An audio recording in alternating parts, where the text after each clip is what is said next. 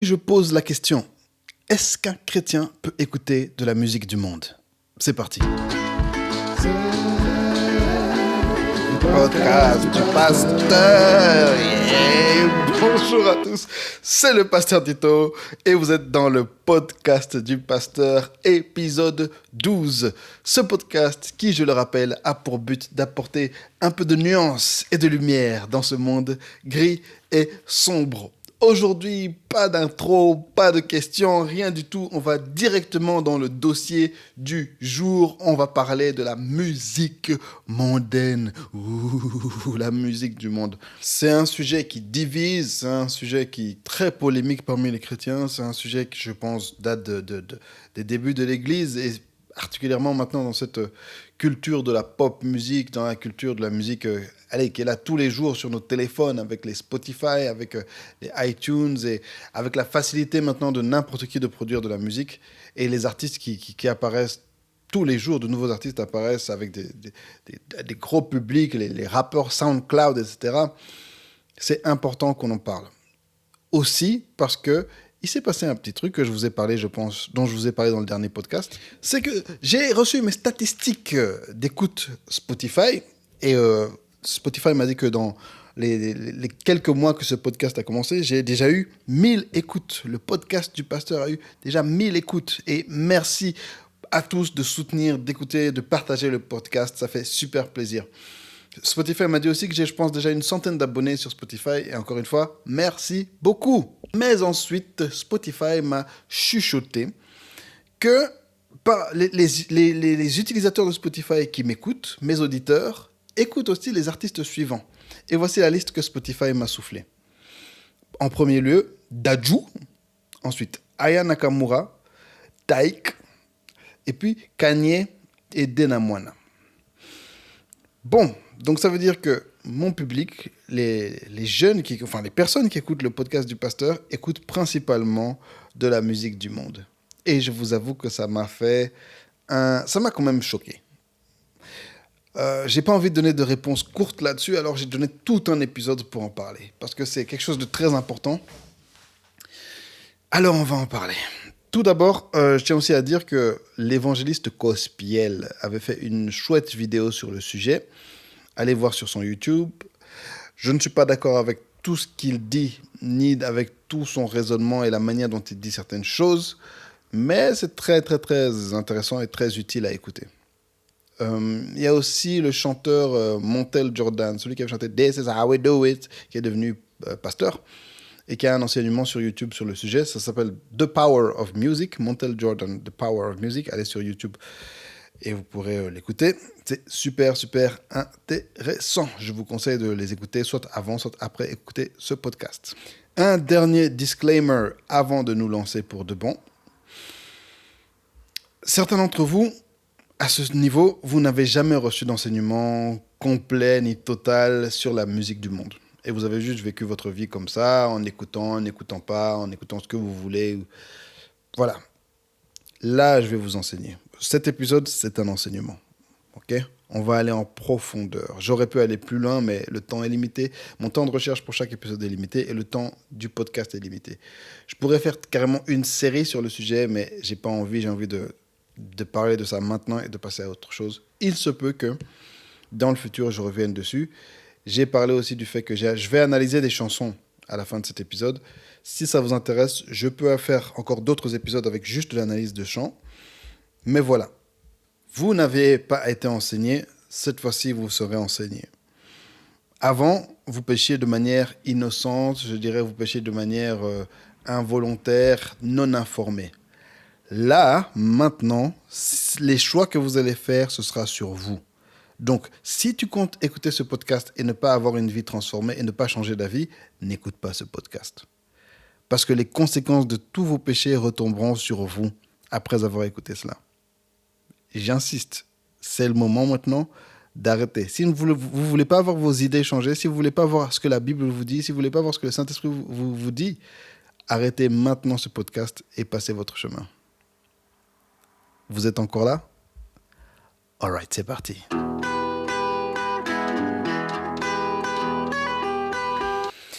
Est-ce qu'un un chrétien peut écouter de la musique du monde?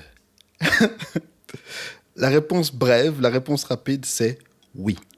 Un chrétien peut faire absolument tout ce qu'il veut. Et je vais simplement citer le texte de 1 Corinthiens chapitre 6, verset 12, qui nous dit « Tout m'est permis, mais tout n'est pas utile. Tout m'est permis. » Nous, chrétiens, nous vivons dans la liberté. Christ nous a affranchis, il nous a rendus libres. La liberté, c'est un des grands droits du chrétien. Christ est mort pour que nous puissions être libres de la loi. Mais, on va revenir dessus plus tard.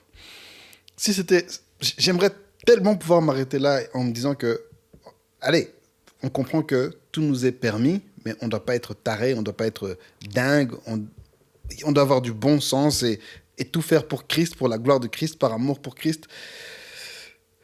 Alors on va continuer et on va aller vraiment, vraiment dans le détail. Est-ce qu'un chrétien peut écouter la musique du monde? Mais la première question, c'est d'abord, qu'est-ce que le monde? Quand on parle de la musique du monde, qu'est-ce que le monde? Qu'est-ce que les chrétiens veulent dire par le monde? Le monde, c'est une notion qu'on trouve dans la Bible. Mais même dans la Bible, le monde a 3 significations. 3 définitions du monde. Je ne vais pas revenir sur les termes grecs et hébreux, on va essayer d'aller vite. Il y a tellement de choses à dire. Le monde, d'abord, c'est l'univers. C'est la création, c'est tout ce qui est... Ça peut être la création, donc le monde physique, mais ça peut aussi comprendre le monde spirituel ensemble. Mais le monde, c'est tout d'abord l'univers. La deuxième définition du monde, c'est la société humaine. C'est les hommes, le monde que les hommes habitent. Okay? Ces 2 premières significations n'ont pas de sens péjoratif. C'est simplement des faits. Okay? C'est la création, c'est tout ce qui est. Ensuite, c'est la société humaine. Là où les hommes vivent, là où les hommes habitent, la société, la civilisation. Et dans un sens non péjoratif, dans un sens juste factuel et neutre. Mais c'est le 3e sens qui nous intéresse. Le monde, et ça, je vais le définir comme un système de valeurs et de comportements orientés vers le péché et dirigés par le diable. Le monde est un système de valeurs et de comportements orientés vers le péché et dirigés par le diable. Le monde, c'est cette société qui est contre Dieu. C'est toutes ces valeurs qui sont anti-Dieu, qui nous dirigent vers le péché, qui n'ont que comme but que le péché. Et tout ce monde est dirigé par le diable et rempli de démons. Et c'est à ce monde-là que nous, chrétiens, nous devons faire attention. Et c'est ce monde-là qu'on définit, qu'on vise lorsqu'on parle de la musique du monde. Après avoir donné cette définition, allez, on a envie de se dire directement, wow, alors si c'est ça, bien sûr qu'un chrétien peut pas écouter la musique du monde. Et honnêtement, est-ce que la musique du monde, c'est quelque chose de souhaitable? Pas tellement, en fait. Mais on va continuer. Et je vais encore une fois apporter autant de nuances que je peux, être aussi factuel que je peux et être aussi pratique et pragmatique que je peux. D'accord? All right. Donc, c'est de cette musique-là qu'on parle. C'est la musique qui a été faite par cette société qui n'est pas chrétienne. Cette société qui ne se soumet pas à la volonté de Dieu. Quelques versets par rapport à ça. Il y en a beaucoup, d'accord? Le concept même du monde, depuis Genèse chapitre 3, hein, la Bible en parle. Et Apocalypse en parle. D'ailleurs, on appelle souvent le monde Babylone. Et voilà. Quelques versets. Romains chapitre 12, verset 2. Ne vous conformez pas au siècle présent, mais soyez transformés par le renouvellement de l'intelligence, afin que vous discerniez quelle est la volonté de Dieu, ce qui est bon, agréable et parfait. Ne pas se conformer au siècle présent. Le siècle présent, c'est un synonyme du monde. Ça veut dire la société actuelle, les choses que tu vois dans la société, les choses que tu vois dans la rue, à la télé, etc. Le siècle présent. Et la Bible nous dit de ne pas nous conformer. Conformer, il y a con et forme. C'est con, c'est-à-dire avec, forme, c'est la forme. Conformer, c'est ne pas prendre la même forme que le siècle présent. Et là, c'est un truc auquel beaucoup de chrétiens actuels ont du mal à saisir. Si tu as l'odeur du monde, si tu as l'apparence du monde, si tu parles comme le monde, si tout en toi c'est le monde, mais tu dis non, je suis chrétien, mon frère, désolé, tu n'es plus chrétien, tu es le monde. Le monde, c'est quelque chose qui est pas en nous. Le monde, c'est quelque chose qu'on voit à l'extérieur, vous voyez? Et l'apôtre Paul nous encourage à ne pas nous conformer, ne pas prendre la forme du monde, mais avoir une intelligence transformée, afin de discerner quelle est la volonté de Dieu, ce qui est bon, agréable et parfait. Ça nous donne déjà En fait, juste ce texte nous dit tout ce qu'on doit savoir quasiment. C'est que nous, ce qui est important pour nous, c'est ce qui est bon, agréable et parfait. Et en soi, si de la musique que tu écoutes n'est pas bonne, agréable et parfaite, voilà. Et aussi, ça nous parle de la volonté de Dieu. Au final, ce qu'on doit chercher, c'est la volonté de Dieu. Donc, le siècle présent, c'est ça qui nous donne aussi l'expression séculière. Par exemple, on va parler de la musique séculière, c'est ça, la musique du siècle présent. Jean chapitre 17, 14. Je leur ai donné ta parole, et le monde les a haïs parce qu'ils ne sont pas du monde, comme moi je ne suis pas du monde. Dans tout Jean chapitre 17, Jésus revient plusieurs fois sur ce thème que nous ne sommes pas du monde, comme lui n'est pas du monde. Pour Jésus, c'était assez facile à comprendre, parce qu'on voit dans la Bible comment Jésus est né venant directement par le Saint-Esprit, et qu'il est arrivé dans ce monde et qu'il est reparti de ce monde. Mais il nous enseigne aussi que nous ne sommes pas du monde. Et là, il ne parle pas de la société humaine. Il parle de ce système de valeurs et de comportements qui est orienté vers le péché et dirigé par le diable. Nous sommes dans le monde, la société humaine, mais nous ne sommes pas d'ici, nous sommes du ciel. Et Jésus nous dit qu'il nous a donné la parole. La parole qui nous donne quoi? La volonté de Dieu. Donc Paul parlait dans Romains chapitre 12. Jésus nous a donné la parole. Et nous, on a la parole.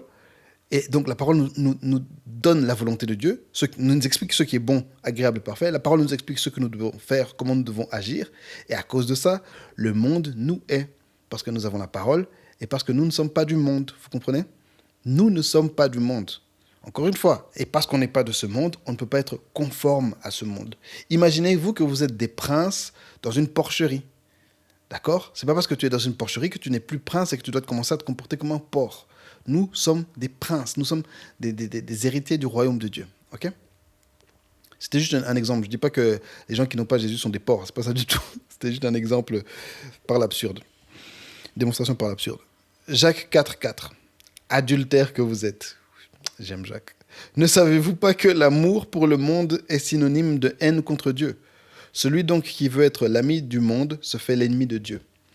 Jacques nous dit que l'amour pour le monde est synonyme de haine contre Dieu. Si tu aimes le monde, si tu aimes les choses du monde, la vie du monde, le système du monde, tu es Dieu. Encore un indice. Ok, tu peux écouter si tu veux, mais si tu aimes, c'est pas une histoire d'aimer une chanson, non, c'est aimer un système de pensée, aimer une manière de vivre qu'on essaie de nous vendre, aimer tout ce qu'on nous montre en fait. Si tu aimes tout ça, tu es Dieu. Tu peux te mentir à toi-même. Oh non, mais j'aime Dieu, je suis chrétien, c'est pas pour ça que... Non, non, non. Tu aimes le monde. Tu es Dieu. Et quand on parle du monde, encore une fois, c'est pas la société des humains. Nous, chrétiens, sommes appelés à aimer les hommes. On doit être la lumière du monde. On doit avoir de l'amour, même pour nos ennemis, même pour ceux qui nous détestent. Mais par rapport au système de valeurs et de comportement, nous devons le haïr. Vous comprenez? On ne peut pas être ami de Dieu et être ami du monde. On doit choisir. Et en ça, Jésus nous dit, dans Matthieu chapitre 6, verset 24, « Nul ne peut servir de maître, car ou il haïra un et aimera l'autre, ou il s'attachera à l'un et méprisera l'autre. » On ne peut pas servir de maître. Par rapport au monde, on doit choisir, est-ce que tu sers Dieu? Est-ce que tu sers le monde? Et là, avant même que je commence à parler de la musique en tant que telle, je vais faire un gros saut en avant par rapport à ce que j'ai prévu de dire dans ce podcast. Je vais dire que c'est pas juste la musique. C'est vraiment tous les comportements, c'est toute la culture. C'est les réseaux, c'est les vêtements, c'est la manière de parler. C'est tout ça, en fait, auquel on doit faire très attention. C'est la manière de voir les relations, c'est la manière de comprendre la religion, c'est la manière de... C'est toutes ces choses contre lesquelles Jésus est venu se battre et contre lesquelles nous devons nous tenir. Nous ne pouvons pas prétendre être amis de Dieu, être enfants de Dieu, et être à la fois enfants de Satan et amis du monde. Vous comprenez?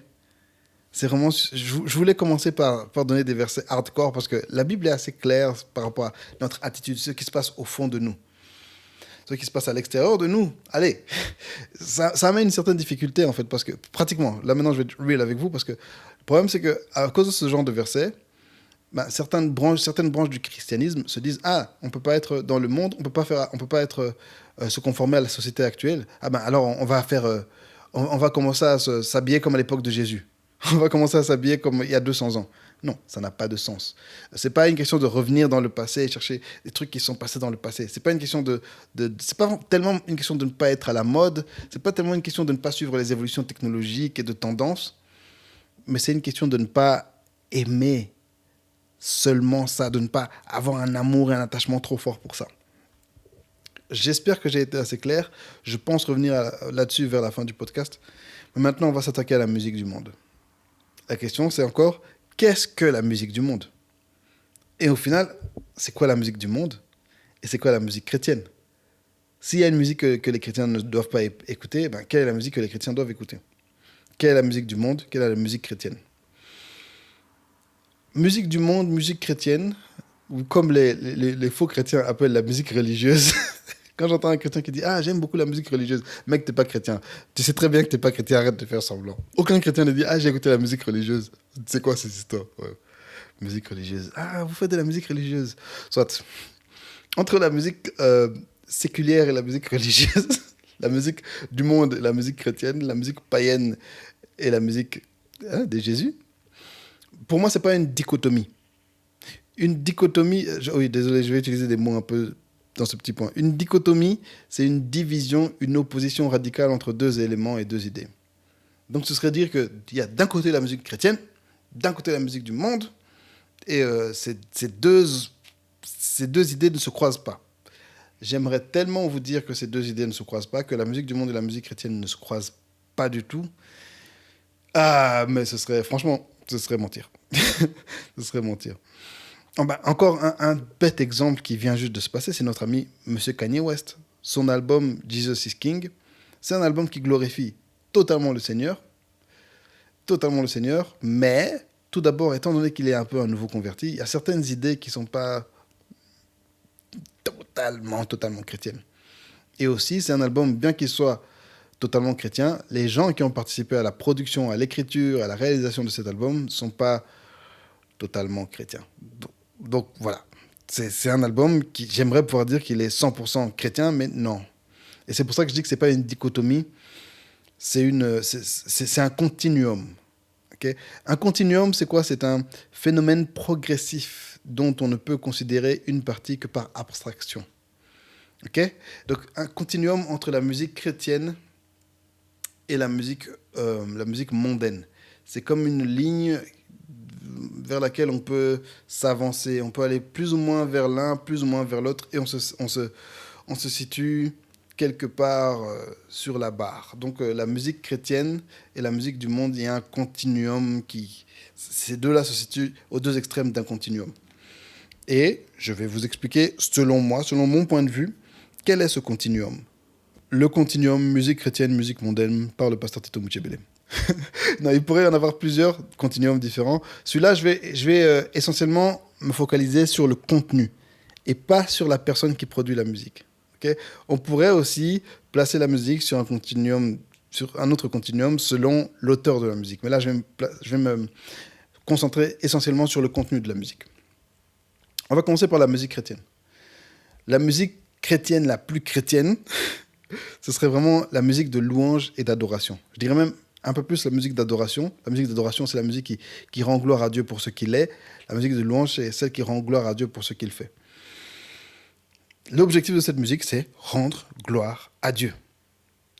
Et ça, c'est totalement chrétien. Il n'y a rien de plus chrétien. C'est la raison pour laquelle nous vivons, c'est la raison pour laquelle même Dieu nous a créés, c'est la raison pour laquelle nous sommes sur cette terre, c'est rendre gloire à Dieu.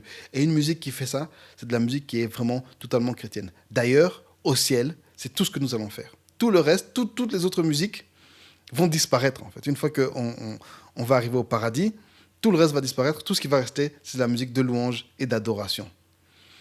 Et en ça, c'est la musique la plus chrétienne. Une chanson comme « Reçois l'adoration » de Exo. Hein, tout ce qui est chant de louange, chant d'adoration qu'on chante à l'église, c'est ça. « Reçois l'adoration, tu es le roi de gloire, notre victoire, digne es-tu Seigneur, Emmanuel. » Elle rend gloire à Dieu, elle rend gloire à notre Dieu spécifiquement en lui donnant ses noms. Et tout dans cette musique n'est là que pour rendre gloire à Dieu. Ça, c'est la musique vraiment la plus chrétienne. Ensuite, il y a tout ce qui est musique d'évangélisation. Je dirais que c'est la musique d'édification. Édification chrétienne. En ça, il y a la musique d'évangélisation, il y a la musique qui sert au discipulat, et il y a de la musique de prédication. C'est de la musique qui sert à nous faire grandir dans notre foi, à nous faire grandir dans notre relation avec Dieu. De la musique qui sert à nous enseigner, à nous édifier, à nous construire. Par exemple, à l'époque où j'étais dans le groupe stand-up, notre musique, c'était vraiment de la musique d'édification. Nous, c'était pas de la louange, c'était pas de l'adoration.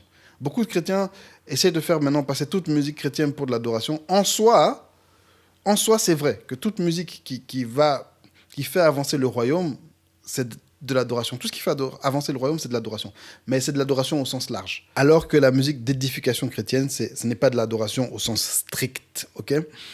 Donc, stand-up, par exemple, c'était de la musique, c'était du disciple-là. Notre objectif, notamment dans notre album La Révolution, chapitre 2, c'était d'amener les jeunes à savoir plus de choses sur Christ, savoir plus de choses sur la Bible et sur la foi. Lorsque tu écoutes cet album, tu dois, à la fin, en savoir plus. Par exemple, une chanson telle que Agneau de Dieu, l'humanité qui marche dans l'obscurité a vu resplendir une grande lumière sans... Le Seigneur s'est précipité, j'ai oublié les paroles. Loin de la gloire céleste pour sauver la terre, voici l'agneau, il est l'élu de Dieu, parfait et précieux, qui ôte le péché du monde. Cette chanson explique le concept d'adoration, le concept d'agneau de Dieu. Et à la fin, c'est de l'adoration, effectivement, mais à la base, c'est de l'édification. Une chanson telle que Dieu t'aime de stand-up, ça explique l'amour de Dieu. C'est une chanson qui a pris Romains chapitre 8, la partie sur l'amour de Dieu à la fin, et qui explique cela en des termes un peu plus cool, un peu plus fun. Donc c'est de l'édification chrétienne. Et il y a toute une flopée de musique, c'est cela. En troisième lieu, il y a ce que les Américains appellent inspirational. C'est de la musique inspiration. C'est de la musique pas qui enseigne, mais qui prêche ou qui divulgue, je ne trouve pas le bon mot, qui diffuse des valeurs chrétiennes. C'est des chansons qui ne vont pas spécialement parler de Dieu, pas spécialement parler de la foi, pas spécialement parler de Jésus et de la Bible, de versets ou quoi, mais ça donne des valeurs qui sont des valeurs chrétiennes. Ça va parler d'amour, ça va parler de force, ça va parler d'encouragement, ça va parler de la famille, ça va parler de bonheur, sur base de valeurs chrétiennes. Pas mal d'artistes américains sont dans ce créneau. Hein. C'est tout un marché en Amérique, par exemple. Un artiste comme B.B. Winans, de la famille Winans, c'est un vieux monsieur. Hein. Je n'ai pas d'artiste moderne parce que je suis un vieux papa, laissez-moi tranquille. Un artiste tel que B.B. Winans, il se place dans cette vague-là. Quoique, actuellement, il y a plusieurs artistes chrétiens, vraiment des chrétiens, artistes chrétiens, même des pasteurs, qui faisaient peut-être plus du gospel et qui essaient de bouger vers cette zone-là. Par exemple, un Dietrich Haddon, ou bien il y a aussi un artiste qui s'appelait avant Spacey Racket et qui s'appelle maintenant Xavier Omar. Xavier Omar faisait avant du gospel, de la musique totalement chrétienne, de l'édification chrétienne, et il est passé au R&B, c'est de la musique d'amour, de la chanson d'amour, mais à valeur chrétienne étant donné qu'il est chrétien. Mais c'est pas de la musique qui va mentionner le nom de Jésus, c'est pas de la musique qui va parler de Dieu. Dietrich Haddon a fait récemment un album d'amour, je crois même que c'est de l'amour sexuel, pour les couples chrétiens. Voilà, je sais pas quel est le contenu, mais je pense que c'est vraiment très inspirational. Toute la polémique des rappeurs qui se disent pas rappeurs chrétiens, mais qui se disent chrétiens rappeurs, c'est-à-dire je suis un rappeur, mais j'ai pas envie de rapper sur Jésus, j'ai pas envie de rapper pour évangéliser, j'ai pas envie de prêcher, j'ai juste envie de rapper sur ma vie et dire des bonnes choses. Ben voilà, les Lecrae et toute cette bande, hein, eux ils font de la musique inspirational, c'est de la musique à valeur chrétienne. Ils véhiculent vraiment des valeurs chrétiennes sans parler de l'évangile, sans prêcher, sans parler de Jésus, etc. Ensuite, il y a des gens qui font la même chose, qui font aussi de la musique d'inspiration. On avance un peu plus loin sur le continuum, mais c'est juste des valeurs positives. C'est pas des valeurs chrétiennes, c'est peut-être pas des chrétiens. Quoique notre société, c'est une société judéo-chrétienne, donc beaucoup de gens ont des valeurs judéo-chrétiennes, mais ces gens-là ne sont pas spécialement des chrétiens.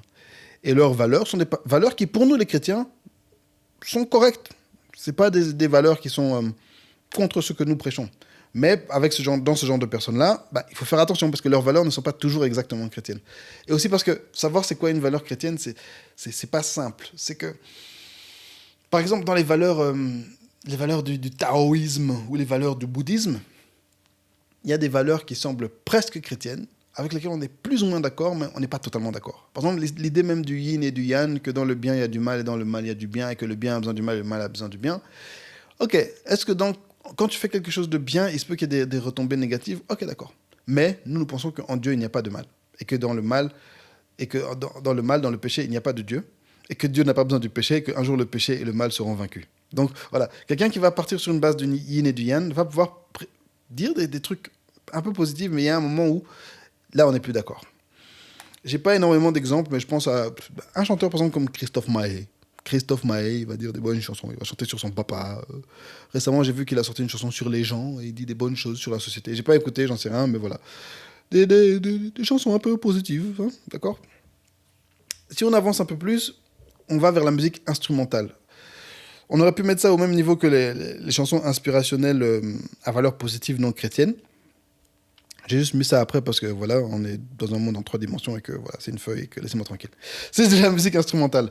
Je pense au jazz, aux instrus, je pense aux musiques de films, etc. Qu'est-ce que j'ai à dire par rapport à ça? Au jazz, le jazz, voilà, c'est de la musique en général qui n'est pas... Il n'y a pas de paroles. Parfois, il y a des paroles, mais souvent, c'est des paroles qui ne riment... Enfin, c'est pas les paroles les plus inspirantes. Voilà, c'est pas les paroles les plus profondes du monde, c'est juste des choses qu'ils disent parce qu'il faut bien mettre des paroles sur de la musique. Et même à un moment, ils vont passer au scat. Voilà, ils sont tellement pas intéressés par les paroles que même quand ils chantent, ils disent pas des vraies paroles. Je pensais par exemple à un morceau tel que Take 5 de Dave Brubeck. C'est un morceau assez connu, c'est...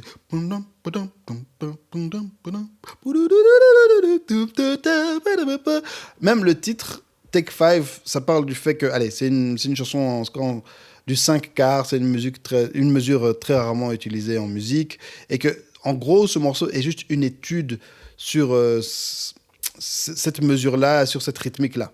Okay, donc il n'y a vraiment pas de contenu, c'est vraiment juste de la musique. Je pense aux instrus ensuite, les instrus, notamment maintenant toutes les instrus qu'on peut trouver sur YouTube, ce qu'on appelle les type beats.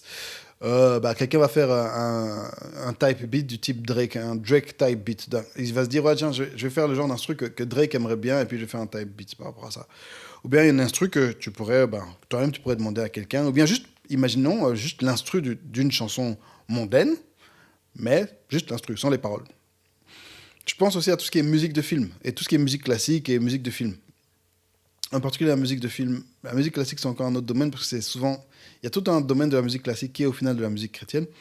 Mais les musiques de film, c'est du classique, mais non... Voilà, c'est de la musique juste faite pour accompagner un film. Par exemple, un morceau que j'aime beaucoup, c'est le thème des Avengers.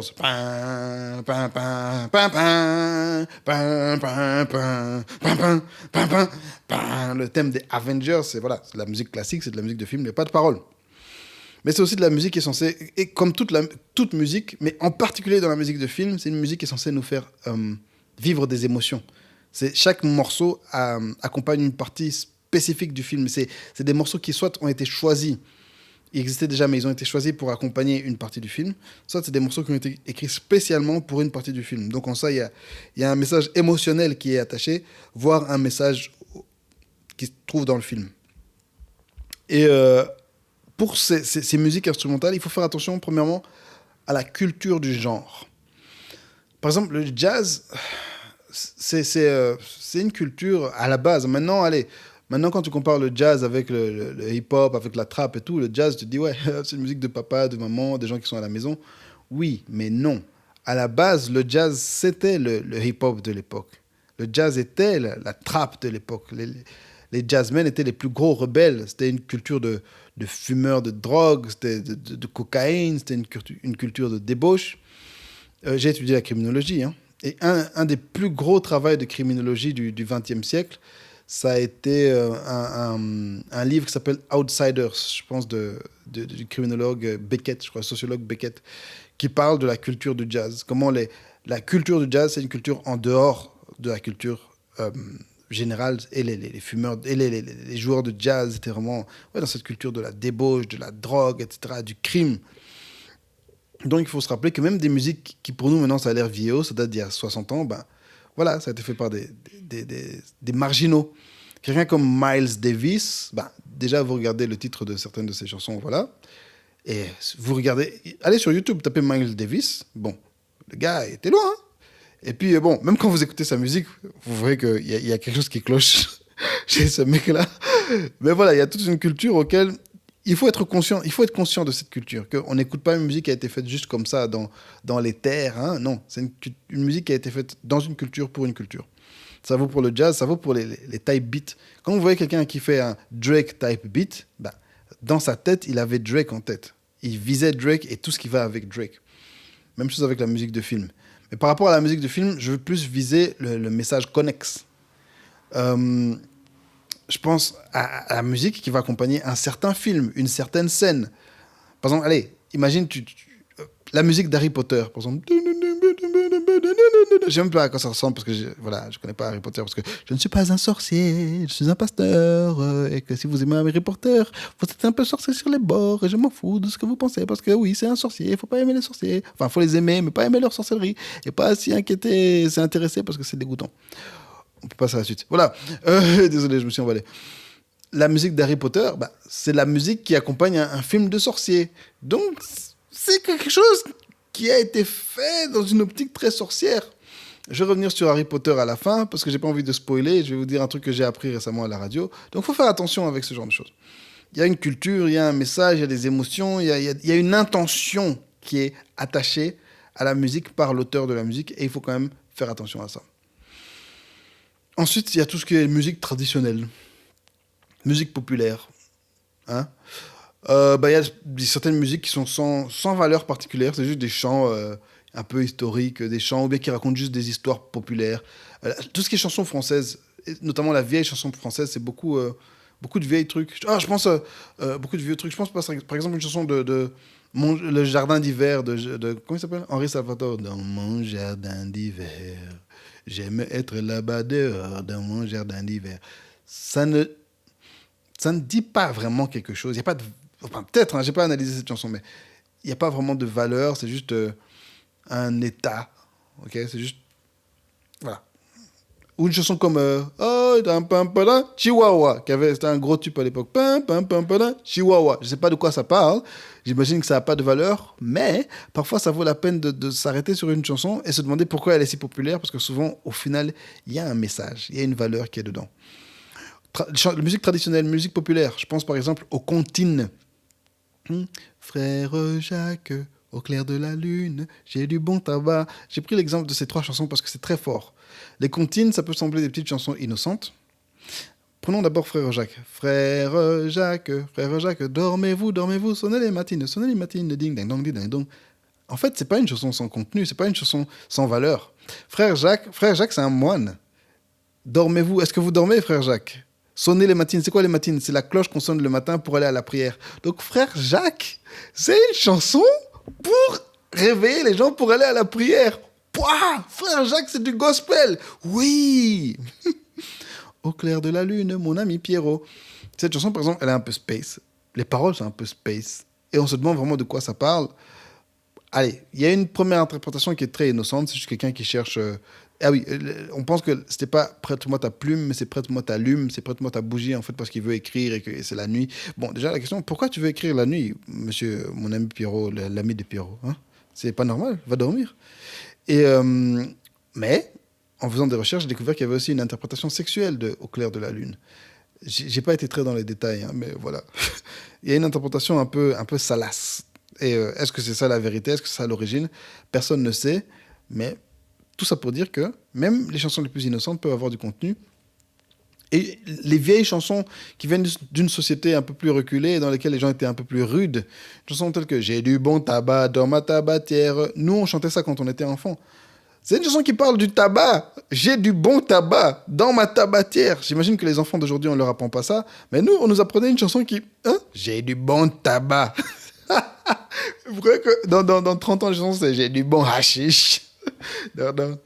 Dans ma pipe, je sais pas comment ça fonctionne. Donc ouais, même des chansons pour enfants, il y a des messages. Je me souviens d'une chanson aussi qu'on avait appris quand on était enfant, c'était Chantons la capucine, il n'y a pas de pain chez nous, il y en a chez la voisine, mais ce n'est pas pour nous. C'est horrible cette chanson. C'est des gosses qui sont en train de chanter parce qu'ils vont crever de faim et qu'il y a du pain chez la voisine, mais elle va pas leur en donner, alors ils chantent la capucine, c'est horrible. Mais voilà, c'est aussi des photographies de ce qui se passait à une certaine époque de la société. Chansons traditionnelles populaires, je pense par exemple aux hymnes de sport. Bla, bla, bla, bla, bla, bla, bla, bla, bla, bla, bla. We are the champions, my friend. We are gonna make it to the end. Je me suis emballé. Je connais pas beaucoup les chansons de sport parce que je regarde pas le sport Je... Allez, allez, allez, allez, tout ça. Là. Bah, voilà. Encore une fois, c'est attaché à une culture. Parfois, c'est attaché à une chanson populaire. Bah, We Are the Champions et The Seven Nations Army, c'est par les White Stripes. C'est des chansons qui ont été écrites et qui parlent de quelque chose. Donc, et qui sont écrites par certaines personnes. Donc, voilà. C'est pas totalement innocent, c'est pas totalement vide de sens. Ensuite, on s'avance plus vers dans ce continuum de la musique chrétienne, musique mondaine, on s'avance un peu plus vers la musique mondaine. Et là, il y a tout ce qui est chansons d'amour. Je vais donner ma thèse maintenant. J'en parlerai plus tard dans ce podcast, dans la section analyse de chansons. Et je vous le dis déjà maintenant. Pour moi, les chansons d'amour sont les chansons les plus démoniaques qu'il y a. Enfin, quasiment, dans la musique populaire. À part la musique qu'il y a à la fin du spectre. Mais les chansons d'amour sont vraiment, vraiment... La plupart, 90% sont totalement diaboliques. Voilà. Avançons un peu plus vers le spectre de... avançons vers la musique mondaine. Ensuite, il y a tout ce qui est musique religieuse non chrétienne. Ou bien musique aux valeurs anti-chrétiennes. J'ai mis ça sur le même truc, c'est discutable, mais voilà. Musique religieuse non chrétienne, de la musique islamique, de la musique qui adorerait Allah, par exemple. Un jour, je me souviens, j'étais dans un magasin d'informatique tenu par des frères musulmans. Et il y avait une chanson qui passait, c'était une chanson très enjaillante, comme ça. Et la chanson, c'était comme ça. Voici ce que j'ai compris. Hein. J'étais jeune, c'était genre il y a 15 ans, mais voilà, c'était Allah, Allah, Allah, Allah, we worship Allah, no one but Allah. Ils disaient qu'ils adorent Allah et personne que Allah. C'était super enjaillant, mais c'est une musique qui adore un Dieu qui n'est pas le nôtre. Par rapport à la musique religieuse non chrétienne, et par rapport aux auteurs de ces musiques, il y a une certaine... comment dire, je sais pas comment expliquer ça de manière claire et de manière... je sais pas qu'on me tue, mais... Pour moi, quelqu'un qui est dans sa religion, c'est pas quelqu'un de mauvais. C'est pas un ennemi à moi. C'est pas quelqu'un qui a une mauvaise intention. Un jeune musulman qui a été éduqué dans cette religion, c'est ça sa religion. Okay, et qu'il fasse cette musique, c'est normal. C'est pas que c'est de la musique mauvaise, avec une mauvaise intention, mais c'est de la musique qui ne glorifie pas Dieu et qui peut même aller jusqu'à glorifier des démons. Hein, si leur Dieu, leur religion est un démon... Voilà quoi. Et par rapport à ça, il y a une chanson super bizarre que j'avais entendue un jour à la radio. Je conduisais en voiture et tout. Et c'est une chanson qui s'appelle My Sweet Lord de George Harrison. George Harrison, c'est un des Beatles. Okay? Et cette chanson s'appelle My Sweet Lord. Et c'est une chanson assez cool comme ça. C'est très hippie. Hein, c'est ça, de l'époque vraiment hippie. Et c'est My Sweet Lord, I really want to see you. Donc il dit comment il veut connaître son Sweet Lord. Comment il veut. Et puis il est Hallelujah. Frère en Christ. Oh, George Harrison, frère en Christ. J'ai été faire des petites recherches. Parce qu'à la fin, il dit des trucs. Seigneur, on vit dans un monde de fous. En fait, cette chanson, c'est pas pour notre Lord Jésus. Et il dit Alléluia, mais en fait, c'est une chanson pour Krishna. À la fin, il dit Oh, Krishna, Krishna. Et donc, il a mis Alléluia, mais c'est une chanson, en fait, qui adore Krishna. Ça me fait penser aussi à une autre chanson que beaucoup de gens connaissent. C'est de qui, comment il s'appelle? Leonard Cohen. Alléluia, Alléluia. It goes like this for the fixed and Alléluia, Alléluia. Allez, breaking news, les amis. C'est pas une chanson chrétienne. C'est pas du tout une chanson chrétienne. Déjà, Leonard Cohen, c'est un juif. Et cette chanson, en fait, ça parle de sexualité. Voilà, comme ça, vous savez. Je prends beaucoup de temps, en fait, pour analyser les chansons, pour me renseigner au sujet des chansons. C'est quelque chose que je pense que j'ai toujours fait depuis qu'Internet était là. Et je vous encourage aussi à faire. C'est quelques minutes. Hein, juste aller un peu sur Internet, aller sur la page Wikipédia de la chanson, aller sur la page Wikipédia de l'artiste. Et vous allez en apprendre beaucoup. Le diable est malin, le monde est mauvais, et il faut faire attention. Musique religieuse non chrétienne. Je pense aussi aux musiques aux valeurs anti-chrétiennes. J'ai mis ça sur le même point dans ce spectre, dans ce continuum de musique chrétienne, musique mondaine. Musique aux valeurs anti-chrétiennes. J'ai pensé par exemple à la chanson de Kellys, la chanteuse Kellys. Sa chanson c'était I hate you so much right now. Je te déteste tellement maintenant. Voilà, ça c'est une valeur anti-chrétienne. C'est pas une valeur chrétienne. La haine, détester quelqu'un et lui dire je te hais, ça n'a rien à voir avec Jésus. Ça c'est contre contre ce que nous prêchons. Tout ce qui est musique, les musiques sales avec des contenus vulgaires et grossiers, et, de la musique violente, par exemple des trucs comme le gangster rap, tout ce qui est la trap par exemple. C'est beaucoup de musique qui parle de viol, beaucoup de musique qui parle de drogue, beaucoup de musique qui parle de mort. Il y a beaucoup de chansons maintenant qui parlent de suicide et de tromperie et de trucs comme ça. Non, ce sont des valeurs anti-chrétiennes, par exemple. Et en tout dernier lieu, j'ai mis la musique satanique. Ça, ce sont carrément des chansons dont le but est de glorifier Satan et de rabaisser Dieu. Des musiques qui font de l'invocation explicite d'esprits mauvais. Des musiques qui font appel à Satan. Là, c'était chaud. Ça, c'est vraiment de la musique du monde. Et ça, c'est le danger spirituel est immédiat et il est direct. Là, c'est de l'invocation diabolique. Tu appelles des esprits, les esprits vont venir. Et pendant que je préparais ce podcast, j'ai réalisé que je vais faire un jour, je ne sais pas si je vais le faire prochainement ou dans longtemps, un épisode sur le monde spirituel, le monde des esprits et toutes ces choses. Parce que alors que je parle de la musique du monde, je réalise que beaucoup n'ont pas vraiment de connaissances sur le monde spirituel. Et c'est à cause du manque de connaissances sur le monde spirituel qu'ils se permettent d'écouter certaines choses, qu'ils se permettent de faire certaines choses, de dire certaines choses, de fréquenter certaines personnes, d'aller dans certains endroits, parce qu'ils ne réalisent pas l'impact spirituel que cela a sur leur âme et que l'impact des choses sur ton âme a un impact sur ton monde physique. Que le monde spirituel est plus gros que le monde physique et tout ce que tu fais dans le monde spirituel a des conséquences dans le monde physique. Le contraire n'est pas toujours vrai. Voilà, c'était ça le continuum musique chrétienne, musique mondaine. Alors, où est-ce qu'on doit s'arrêter ? À quel lieu, à quel moment est-ce qu'un chrétien doit dire « stop, je ne peux pas continuer ». Je pense que dans cette explication, vous avez vu que clairement, il y a des choses qui sont mauvaises pour l'âme. La musique satanique, musique aux valeurs anti-chrétiennes, non. C'est des choses dans lesquelles on ne doit pas demeurer. Certaines choses, on ne doit même pas les écouter. Il y a des trucs qu'on ne doit même pas s'en approcher. Je vous ai parlé du monde et de l'attitude qu'on doit avoir avec le monde dans le chapitre précédent. Tout ça demande vraiment d'avoir de bonnes idées en place et ça demande de notre part d'être intentionnel. On ne doit pas être passif dans cette question de la musique du monde, la musique chrétienne, etc. On ne doit pas juste se dire « ouais, mais ça passe à la radio, ouais, mais tout le monde écoute, ouais, mais tout le monde le fait ». Ça, c'est la meilleure manière de se retrouver lié, possédé pour de bonnes années. Alors, où devons-nous nous arrêter dans ce continuum ? Où devons-nous nous arrêter dans notre écoute de la musique du monde ? Allez, soyons pratiques. Je vais comparer ça à de la nourriture. La musique, c'est comme de la nourriture spirituelle. Et pour ça, je vais vous donner le texte de Romains 10, 17, qui nous dit « Alors la foi vient de ce qu'on entend, et ce qu'on entend vient de la parole de Dieu. La foi vient de ce qu'on entend, et ce qu'on entend vient de la parole de Christ. » Okay ? La foi, ça vient de ce qu'on entend. Ce qu'on entend, donc, les choses qu'on écoute, ça produit de la foi. Si ce qu'on écoute vient de la parole de Christ. Donc, la parole de Christ, lorsqu'on l'écoute, produit de la foi en nous.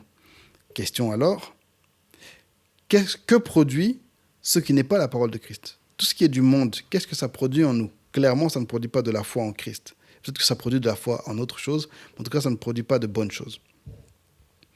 Et c'est comme la nourriture. La musique, donc, est une nourriture spirituelle pour notre foi, pour notre âme. La nourriture physique. Il y a toutes sortes de choses dans ce monde. Il y a des bonnes choses, il y a des mauvaises choses, et il y a certaines choses, tout le monde n'est pas d'accord. Le pain, par exemple, certains vont vous dire, non, quand moi je grandissais, on nous disait, non, le pain, féculent, c'est super important.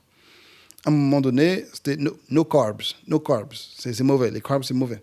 Les graisses, certains vont dire, ah non, c'est mauvais, ah non, c'est bon. On est tous d'accord que les fruits et légumes, c'est bon. Il n'y a pas d'excès en ce qui concerne les fruits et légumes. Ça, on doit en manger, c'est important, et il faut en manger beaucoup. Certains ne mangent que ça même. Et puis, il y a tout ce qui est vraiment, littéralement, mauvais. Les sucres, par exemple. Maintenant, tout le monde est d'accord que les sucres industriels, c'est mauvais. Tout ce qui est absolument artificiel, colorant artificiel, sucre artificiel, gonflé à la graisse, on appelle ça, les huiles artificielles, c'est mauvais. Et puis, il y a des choses qu'il ne faut juste pas manger. Il y a des choses qui sont du poison aussi. Le poison, tu manges, soit ça te rend malade, soit ça te tue. Alors, par rapport à ce continuum, il faut se poser la question, qu'est-ce qui est des fruits et des légumes? Qu'est-ce qui est du pain? Qu'est-ce qui est des sucreries? Et qu'est-ce qui est du poison? Ça va vraiment dans le même sens, en fait. Au final, la louange et l'adoration, l'édification, ça, c'est les fruits et les légumes. C'est ce qu'on doit manger. Okay? La musique satanique, musique antichrétienne, ça, c'est du poison. Et entre les deux, il y a le pain. Il y a les produits laitiers. Il y a les graisses. Et ça, c'est à consommer avec modération. Parfois, il faut consommer, parfois, il ne faut pas. Pour certaines personnes, carrément, c'est du poison. Certaines personnes, boire du lait, c'est du poison. Et eux ne peuvent pas le faire parce qu'ils ont une maladie particulière. Vous voyez, pour certaines personnes, écouter du jazz, c'est du poison. Ils ne peuvent pas écouter du jazz, peut-être que parce qu'ils venaient de ce milieu et que le Seigneur les a délivrés de ce milieu. Et pour eux, écouter ça, c'est du poison. Certaines personnes ne peuvent pas se permettre de faire de la musique avec des type beats. Prendre un beat fait par un païen, parce que tu viens de ce milieu hip-hop, tu viens de ce milieu de païens, et le Seigneur t'a délivré. Et toi, peut-être que non, toi, tu dois aller totalement dans la musique chrétienne. Je dirais même que pour certaines personnes qui ont été délivrées du hip-hop, qui ont été délivrées de la trap et tout ça, peut-être que même pour eux, le Seigneur ne les appelle pas à faire du rap, ni à écouter du rap. Ils doivent totalement sortir de ce milieu. Et donc, je disais que la musique, c'est de la nourriture spirituelle. Et tout ça, c'est comme de la nourriture physique. Une des choses qu'on doit éviter, ce sont les excès. Je vais vous dire la vérité. Même en adoration, il y a des excès. Pas par rapport aux autres musiques, mais par rapport à la vie de manière générale. Mon père disait souvent qu'on ne doit pas tout le temps écouter de la musique. Il y a un moment où tu dois t'asseoir et lire ta Bible. Il y a un moment où tu dois te mettre à genoux et prier. Et en ça, il y a un fruit de l'esprit. Il y a un fruit de l'esprit qui est très important et il y a un don spirituel qui est très important. Le fruit de l'esprit qui est très important, c'est la tempérance. La tempérance, c'est la maîtrise de soi. La tempérance, c'est le contraire des excès. Nous devons arriver à faire les choses dans la mesure qui est bonne pour notre âme. Nous devons arriver à contrôler notre écoute de musique dans la mesure qui est nécessaire, qui est bonne, qui est agréable, qui est parfaite pour notre âme. La tempérance. Et c'est ça que je vous demande de faire, être tempérant. Tu dois être au contrôle. N'écoute pas de la musique, oh mais ça me fait du bien, oh mais tout le monde écoute, ouais mais j'ai sur Twitter, ouais mais sur Insta, ouais mais... Non. Tu prends la décision, est-ce que je veux ou je ne veux pas écouter cette musique? Est-ce que je veux ou je ne veux pas chanter cette chanson? Est-ce que cela fait du bien à mon âme? Est-ce que ça fait du bien à mon corps? Est-ce que ça fait du bien à ma vie?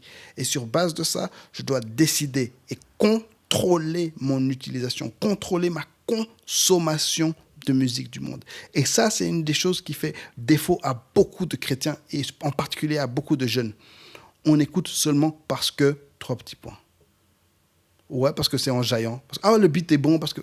Ouais, ok, ça fait du bien à tes oreilles. Ok, ça te fait danser. Et ton âme? Est-ce que ça te rapproche de Christ? Est-ce que ça t'édifie? Est-ce que ça te construit en tant que disciple de Christ? Est-ce que ça te rapproche du paradis ou bien ça te rapproche un peu plus de l'enfer? Je vais vous dire la vérité. Il y a beaucoup de gens qui sont malades physiquement, qui ont des maladies parce qu'ils écoutent la musique du monde. Il y a beaucoup de gens qui vont jamais se marier parce qu'ils écoutent certaines chansons, parce qu'ils s'identifient à certaines chanteuses. Il y a beaucoup de gens qui vont divorcer parce que vous permettez à un certain poison d'entrer dans votre corps, d'entrer dans votre esprit. Et vous restez liés. Ça, c'était le fruit spirituel de la tempérance. Maintenant, parlons du don spirituel du discernement des esprits. Et c'est là où les Romains s'empoignèrent. L'industrie de la musique, j'ai fait tout un podcast là-dessus, c'est une industrie profondément diabolique, profondément démoniaque, profondément fétichiste, profondément dans la débauche et dans le péché.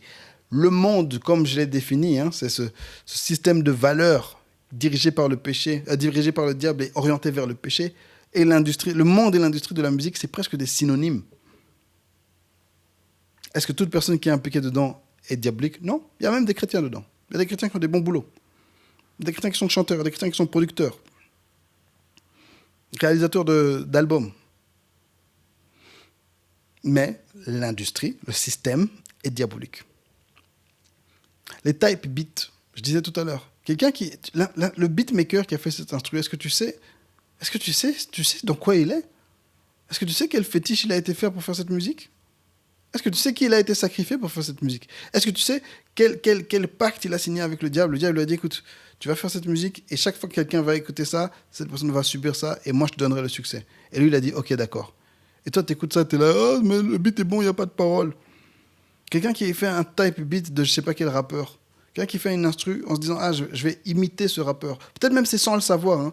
Il s'est mis dans l'état d'esprit de ce rappeur. Et là, les démons viennent lui dire, écoute, on va t'aider, d'accord? On va t'aider à rentrer dans... Les mêmes démons qui ont inspiré le rappeur de base, ils viennent inspirer ce beatmaker. Ça peut être un enfant de 12 ans, hein, seul dans sa chambre devant son ordinateur, et les esprits viennent le conseiller, viennent lui montrer, le rendre conforme. Ne vous conformez pas, hein. Ils viennent le rendre conforme à cette personne. Vous voyez, on parle de type beat. Dans type beat, il y a la forme, un type. La forme. Et le texte de Romains 12 nous dit ne soyez pas conformes. Et toi, tu dis, oh, mais c'est juste un beat, c'est juste rien, oh, je veux juste poser dessus. Et voilà. Boum. Il y a toute la question des holy mix aussi.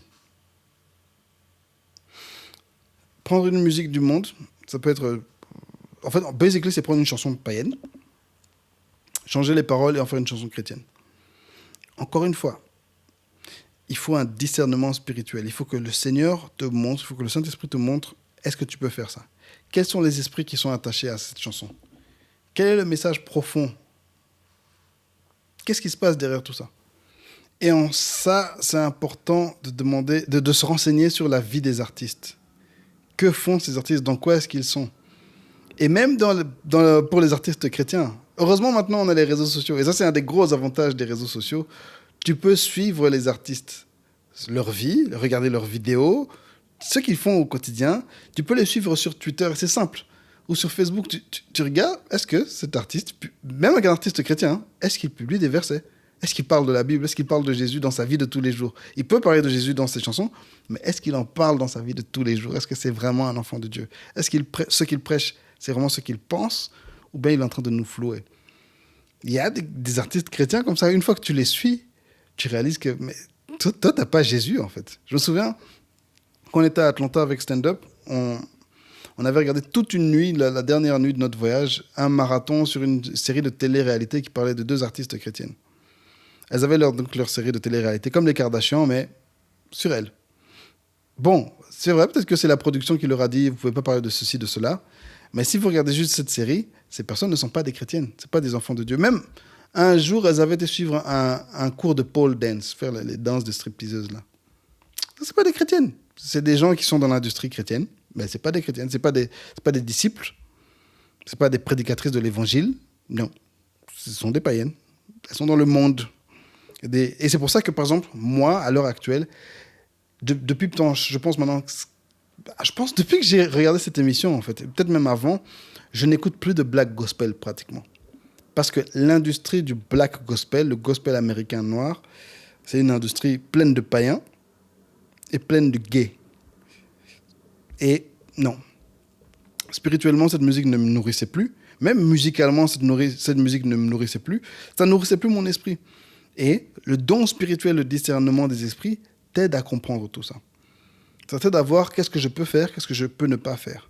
Tout en se disant que aussi, parfois tu es dans une organisation, tu es dans une église, tu es dans un groupe où on te donne des règles. Ne fais pas ceci, ne fais pas cela. Et dans ce cas, tu suis tes règles. Mais maintenant, dans ta vie privée, il faut avoir le discernement des esprits. Quel esprit se cache derrière telle chanson? Quel esprit se cache derrière tel beat? Quel esprit se cache derrière tel artiste? C'est super important parce qu'au final, le monde spirituel est plus important que le monde physique.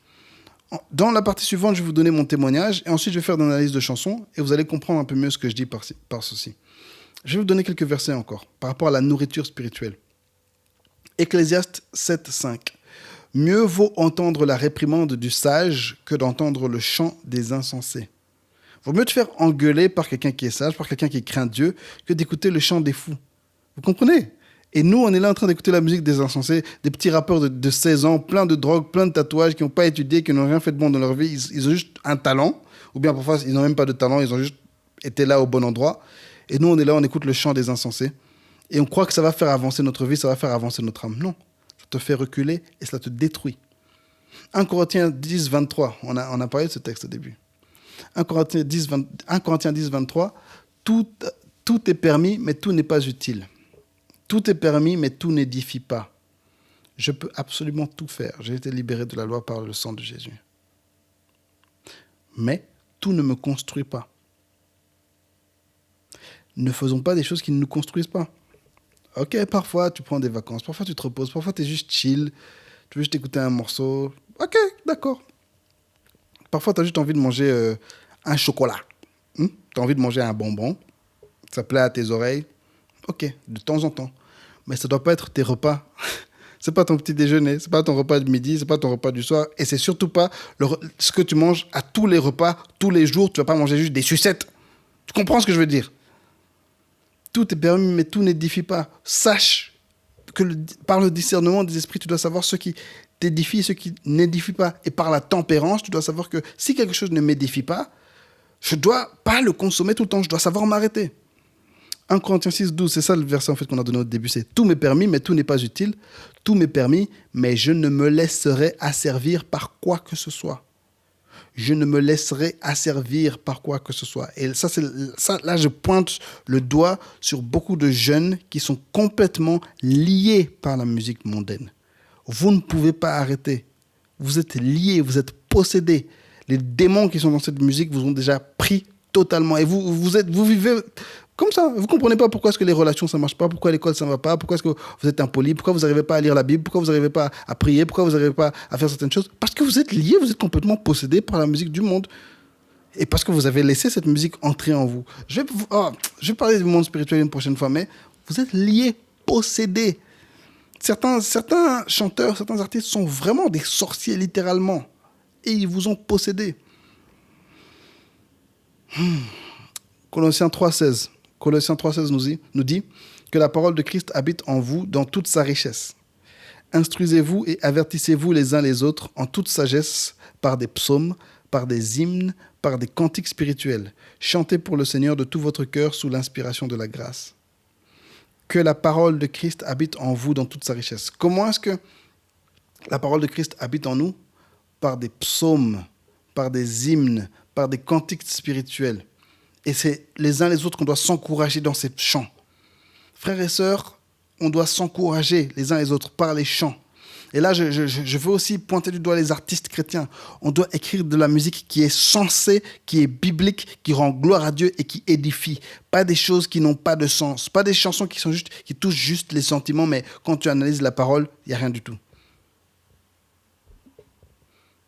J'ai pas envie d'exposer des chansons, mais ah Seigneur, mon Dieu. Il y a des chansons chrétiennes qui vraiment ne riment à rien. C'est beau pour le sens. Voilà. Par exemple, il y a une chanson que je l'aime pas beaucoup. C'est une chanson Alléluia, Hosanna, Alléluia, Hosanna. Ok, d'accord. Alléluia, ça rend gloire à Dieu. Hosanna, ça rend gloire à Dieu. Arrêtons, d'accord? On peut faire mieux que ça. D'accord? On peut pas chanter cette chanson pendant 15 minutes. J'ai déjà été dans des églises, on chante cette chanson pendant 15 minutes. Et vous êtes là complètement comme hypnotisé. Non, ça n'a pas de sens. Ok. Parfois, ça arrive. Je veux dire, parfois, vous êtes entraîné par l'esprit.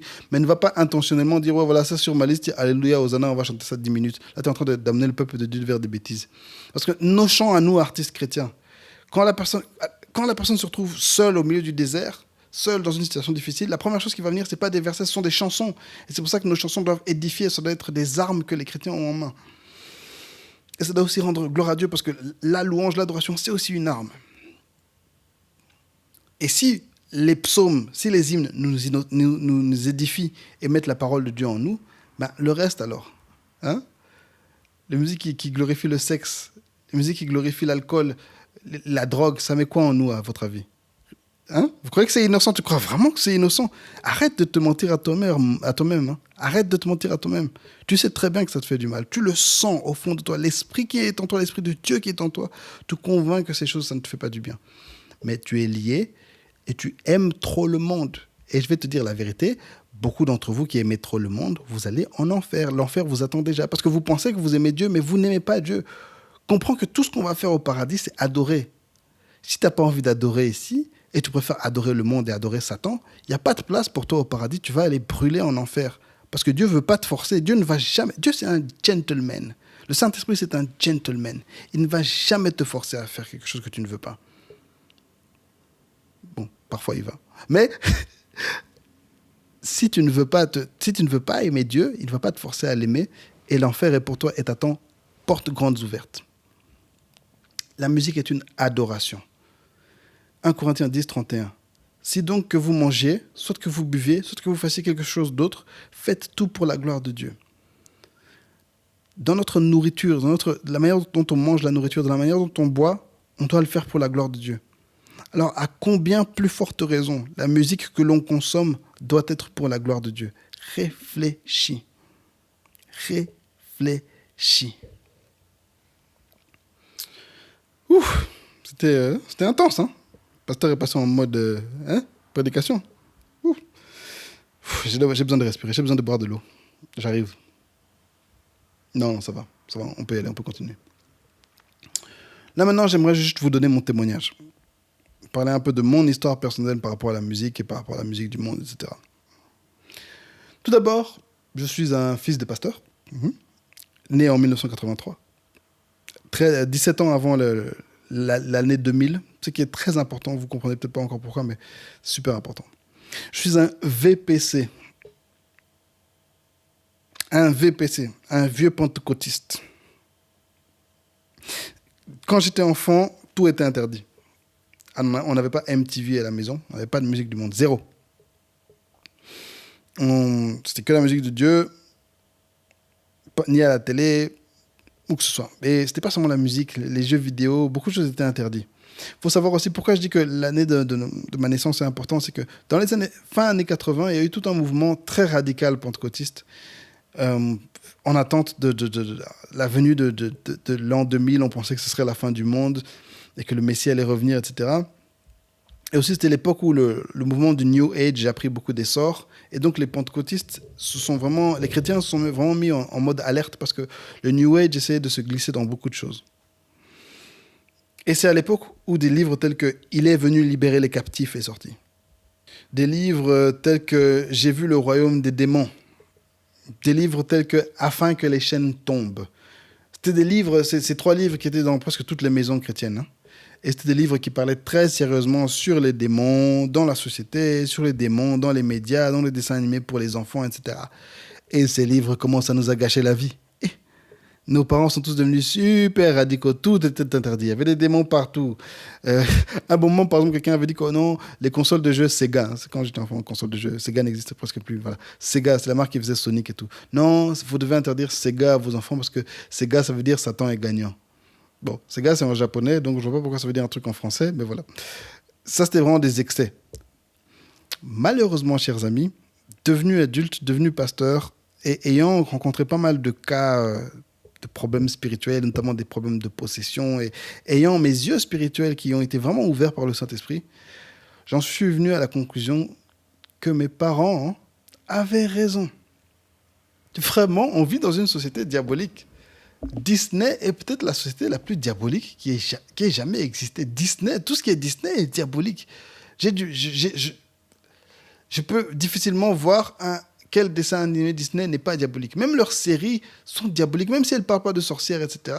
Il y a une jeune qui m'avait fait réaliser que les séries Disney, c'est toujours sur quelqu'un qui a une double vie. C'est diabolique. Dans les séries Disney, les parents sont toujours stupides. C'est diabolique. Tu diminues l'autorité des parents, tu diminues l'autorité de Dieu, en fait. C'est diabolique. Et on met ça dans la tête des enfants.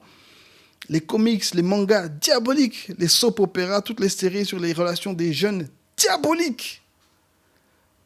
Diabolique. Ça, c'est ce que j'ai compris plus tard. Allez. En grandissant, j'ai pas grandi en écoutant la musique du monde. Mais devenu ado, là, mes parents se sont un peu relaxés, un peu relâchés. Je tiens 5e de famille, donc à mon niveau, on s'en foutait un peu de tout. Je regardais beaucoup la télé, j'ai toujours beaucoup aimé regarder la télé, mais je regardais beaucoup de clips, parce que je suis quelqu'un de très visuel. Bon, je suis un homme, mais je suis aussi j'ai toujours fait l'audiovisuel à l'église, etc. J'étais intéressé par les films. Et donc, je regardais beaucoup de clips pour la valeur visuelle, parce que c'est un média qui me parlait beaucoup, un médium qui me parlait beaucoup. Mais vers les 18 ans, j'ai commencé à réaliser que dans ces clips, il y a beaucoup de saleté, il y a beaucoup de choses. Tu regardes et ça reste très fort imprimé dans ta tête, en fait. Il y a certaines images que tu ne peux pas oublier simplement. Parfois, c'est des images sexuelles, parfois, c'est des images juste perturbantes, parfois, c'est de la violence, parfois, c'est des images fortes qui n'ont pas spécialement de contenu que tu peux expliquer, mais ça te reste juste en tête. Et là, j'ai commencé à faire petit à petit, par période, l'effort pour diminuer la consommation de clips. À l'heure où je vous parle, je regarde quasi... Allez, je regarde pas de... Bon, j'ai jamais été très dans l'écoute de la musique du monde. J'ai jamais, par exemple, possédé un album ou un CD de musique du monde. J'ai jamais payé vraiment pour de la musique du monde. Mais à l'heure actuelle, parfois, il m'arrive de regarder un clip, même pas pour mon enjaillement, mais juste pour savoir un peu ce qui se passe dans la musique. Je vais en parler plus tard. Ensuite, il s'est passé autre chose. Ça, c'est vraiment les dernières années. Comme je vous ai dit, moi, la musique du monde n'a jamais vraiment été un problème. J'ai jamais vraiment écouté, jamais été accro. Quand j'étais jeune, c'était l'époque des Cisco, l'époque de Murder Inc., l'époque de Bite Boys Records. Là, j'avoue que dans ma vingtaine, la musique du monde était devenue vraiment très cool. Il y avait vraiment des trucs très chouettes. Et c'était... Allez, jusqu'aujourd'hui, je vous avoue que quand j'entends l'intro de certaines chansons, le cœur vibre quand même.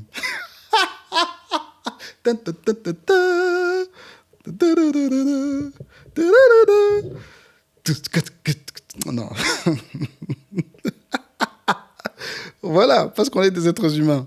Mais je ne consomme pas de musique du monde vraiment pour mon plaisir. Alors, on va y revenir. Mais j'ai regardé beaucoup de mangas et d'animés. Et là, ça a marqué un point vraiment... il y a un jour spécifique où je sais qu'il s'est passé quelque chose et je me suis dit, non, il y a un truc qui cloche. J'ai beaucoup aimé la musique des mangas, en fait. Le rock japonais, le punk japonais, etc. C'est un truc que j'ai beaucoup... c'est un style musical que j'aime beaucoup. Mais un jour, il y avait un anime, un dessin animé japonais, que j'aimais bien. Et c'était un anime, soit dit en passant, extrêmement diabolique. Vraiment, vraiment diabolique. Totalement diabolique. Et je me souviens... Mais c'était l'anime qui avait les meilleures musiques. Autant toutes les musiques d'intro, toutes les musiques de fin, je les aimais vraiment beaucoup. Et un jour, j'étais sur mon ordi en train d'écouter ces chansons. Et je vous assure que je ne comprenais pas pourquoi. À un moment, j'ai juste commencé à me sentir extrêmement triste. Mais vraiment tellement triste que tu n'arrives plus à te lever, tu n'arrives plus à bouger. Et à ce moment-là, je me suis dit, oh, il y a un problème. Je viens d'écouter toutes ces chansons de cet anime qui est très triste et très démoniaque. Et soudainement, je me sens comme ça. D'où, j'ai pas de raison d'être triste. Je me sens juste comme ça. Et ce jour-là, j'ai compris, ok, il y a vraiment des esprits. Un autre événement qui m'est arrivé aussi, c'était... j'étais en voiture un jour et il y avait une chanson de la chanteuse Adele qui est passée. Et Adele chante super bien. J'ai jamais trop écouté parce que la première fois à un moment, quand elle est arrivée, elle était très à la mode. C'était quoi, Someone Like You. Je voyais tout le monde sur Facebook et tout publier, oh, Adele, Someone Like You. Moi, je dis, c'est qui Adele? Moi, j'ai pas envie d'écouter Adele, je connais pas Adele. Tout le monde parle d'Adele. Moi, en fait, quand je vois que tout le monde fait un truc sur les réseaux, je fais pas. Parce que je trouve ça bête et que j'ai pas confiance dans les gens, j'ai pas confiance dans le monde et j'ai pas envie de me conformer. Vous comprenez ce que je veux dire? Donc je vois tout le monde publier Adele. J'avais pas écouté sa chanson, mais un jour j'avais écouté par elle chante bien et tout. Et puis voilà, je suis à la radio et il y a une chanson de Adele qui passe. Je suis en train de conduire et puis soudainement je suis sur la route en train de déprimer tout seul. Je faisais la route de Charleroi à Bruxelles, je travaillais à Charleroi. Tout seul, je suis en train de déprimer tout seul comme ça. Je dis non, c'est pas normal. Je me suis renseigné sur Adele. En fait, votre Adele, là, avant chaque album, en fait, elle tombe dans la dépression et puis elle fait un album. Donc, en fait, tout son esprit de dépression là, qui la affecte, elle transmet ça aux gens par sa bouche. Totalement diabolique. Et là, j'ai vraiment commencé à réaliser que, ok, donc la musique du monde, c'est vraiment, vraiment diabolique. Peu importe c'est quoi, peu importe le message. Par exemple, ce qui est cool dans les musiques des mangas, les musiques d'anime, c'est que le message est vraiment positif. Beaucoup de messages d'espoir, beaucoup de messages d'amour, aller jusqu'au bout, etc. Mais les esprits qui sont derrière, surtout nos amis japonais. Un ami m'avait fait remarquer que les Japonais disent eux-mêmes, dans beaucoup de dessins animés, ils disent que ouais, mais le Japon, c'est là où les démons, c'est là où le lieu où les démons sont concentrés dans ce monde. Il y a beaucoup de mangas dans lesquels c'est ça le thème. Ouais, c'est la porte de l'enfer, des trucs comme ça. Et nous, on est là, oui, c'est vrai. J'ai écrit tout un article là-dessus. Pourquoi j'ai arrêté les mangas? J'ai un article là-dessus sur mon blog. Je mettrai le lien en description et vous pourrez aller lire. Mais un autre truc aussi par rapport à moi, c'est que je suis un musicien. Okay, je produis de la musique, beaucoup de musique pour les jeunes, avec les Invincibles, avec stand-up, pour moi-même. Je joue de la batterie, je joue de la basse. Je suis un fan de musique, mais vraiment de musique de manière générale. J'ai toujours écouté absolument de tout, tous les styles musicaux. Je pense pas qu'il y a peut-être le zouk, c'est vraiment un style qui m'intéresse pas beaucoup. Tout ce qui est zouk, compas, tout ça. Même le reggae, ça m'intéresse pas beaucoup. La musique des îles en général, c'est pas trop mon délire. Mais voilà, j'ai toujours écouté de tout. Et ma musique, la musique que je produis, c'est de la musique qui reflète ce que j'écoute, dans le sens où c'est de la musique très diverse. Écoutez tous les albums que j'ai produits, c'est beaucoup de styles différents. Et à cause de ça, je pense que pour nous les musiciens, c'est important d'écouter une certaine dose de musique du monde. Enfin, une certaine dose de toutes les musiques, pour l'inspiration. Parce qu'en musique, on n'invente rien, on peut juste qu'être inspiré. Et quand je parle d'inspiration, c'est pas être inspiré par les mélodies, par les paroles, etc. Non, c'est surtout l'inspiration au niveau technique. Par exemple, certaines techniques de chant, certaines techniques de mixage, certaines techniques d'enregistrement. Par exemple, tout ce qui est 808, les subs dans la musique actuelle, il y a 20 ans, on n'utilisait pas ça. C'est arrivé, quelqu'un à un moment a eu l'idée de remettre ça dans la musique. Et allez, en tant qu'artiste actuel, tu dois apprendre à utiliser ça. C'est comme un nouvel instrument. C'est comme si on créait... c'est comme quand on a créé les boîtes à rythme. Vous voyez, c'est des trucs... On a dû apprendre à utiliser. Quand on a créé le piano, les musiciens de l'époque ont dû passer du clavecin au clavicorde, au piano. Et ils ont dû apprendre le piano qui était un nouvel instrument. Vous voyez, c'est la même chose. Les 808, c'est un nouvel instrument. Par exemple, une technique telle que le sidechain qui permet de couper la basse, non, couper le kick quand la basse rentre pour donner cet effet assourdissant qui est très fort dans la musique actuelle. C'est une technique qu'il faut apprendre. Et si tu n'as pas écouté certaines musiques, tu ne peux pas savoir qu'il y a cette musique-là, qu'il y a cette technique-là. Et tu ne peux pas non plus maîtriser cette technique sans avoir écouté cette musique. Vous voyez, donc il y a ce jeu un peu du point de vue technique. Même du point de vue du chant, il y a certaines techniques de chant qui évoluent. La manière de chanter il y a 20 ans n'est pas la même manière d'aujourd'hui. Maintenant, on chante de manière beaucoup plus simple. Jamie Foxx, le chanteur, explique comment Kanye West lui a appris à chanter comme les gens chantent aujourd'hui. Quand Jamie était revenu avec sa carrière musicale, il est entré dans le studio de Kanye, il a commencé à chanter. Kanye a arrêté l'enregistrement, il a dit mec, qu'est-ce que tu fais? Il dit mais je chante. Il dit non, mec, c'est plus les années 90, hein. On chante plus comme ça. Maintenant, on chante. Maintenant, il faut faire semblant de pas. Il faut faire semblant de ne pas savoir chanter. Parce que c'est les rappeurs maintenant qui sont les grands chanteurs. Donc nous, les vrais chanteurs, on doit faire semblant de ne pas savoir chanter pour chanter comme on chante aujourd'hui. Alors qu'à l'époque, dans les années 90, tu devais avoir la plus grande technicité vocale pour y arriver. C'est pas plus simple que ça, mais en gros, c'est ça. Et bêtement, dites-vous que quand tu vas à l'académie de musique et que tu apprends à jouer, c'est pas sur de la musique chrétienne. Ouais, il y a du classique, il y aura des trucs chrétiens, mais c'est pas de la musique chrétienne, c'est de la musique du monde. C'est parfois de la vieille musique du monde, mais ça reste de la musique du monde. Donc il y a un moment donné où tu dois apprendre et passer par là. Mais encore une fois, ne pas se conformer, ne pas aimer, se conformer et ne pas aimer. Ok, tu peux écouter tel truc pour t'inspirer, même parfois écouter en boucle pour étudier, mais ton objectif ne doit pas être de sonner exactement comme ces personnes. Ton objectif ne doit pas être... Et tu ne dois pas non plus t'attacher à cette musique. Oh, j'aime trop. Oh, chill. Et si tu sens que tu aimes trop, prends ta distance. Je vais vous donner un exemple. Il y a un groupe de jazz qui s'appelle Snarky Puppy. Je ne connais pas de groupe chrétien qui sonne comme eux. Okay? Je pense, il n'y a même pas de groupe dans le monde qui sonne comme eux. Et c'est de la musique non instrumentale. Et voilà. Vraiment, c'est de la musique que j'aime beaucoup. Mais c'est de la musique que je me force d'écouter à petite dose parce que je ne veux pas me conformer, je ne veux pas aimer. Vous voyez? Bien que je me suis renseigné sur les joueurs de ce groupe, plusieurs sont des chrétiens, par exemple. Sont des joueurs d'église, etc. Même le fondateur du groupe, le bassiste, il a appris à jouer dans les églises. Et voilà, donc il y a quand même ce côté chrétien que j'aime bien, qui me permet un peu de m'approcher avec confiance. Je sais que ce n'est pas des gens qui sont dans les choses mystiques. Enfin, je ne pense pas. Et je pense aussi que nous, chrétiens, nous avons cette tâche de faire de la musique originale. On doit produire de la musique originale. Et le gospel, justement, à un moment, a trop payé parce que il a commencé à essayer de sonner comme les autres styles de musique. Donc voilà, j'essaye vraiment de monitorer ma consommation de musique du monde. Allez, parfois, par exemple, je pars dans des soirées, comment on appelle ça, nostalgiques, où j'écoute des vieux trucs et tout. Déjà, j'ai remarqué qu'en général, ça n'a pas un bon effet sur mon mental ni sur mon esprit, donc je fais attention.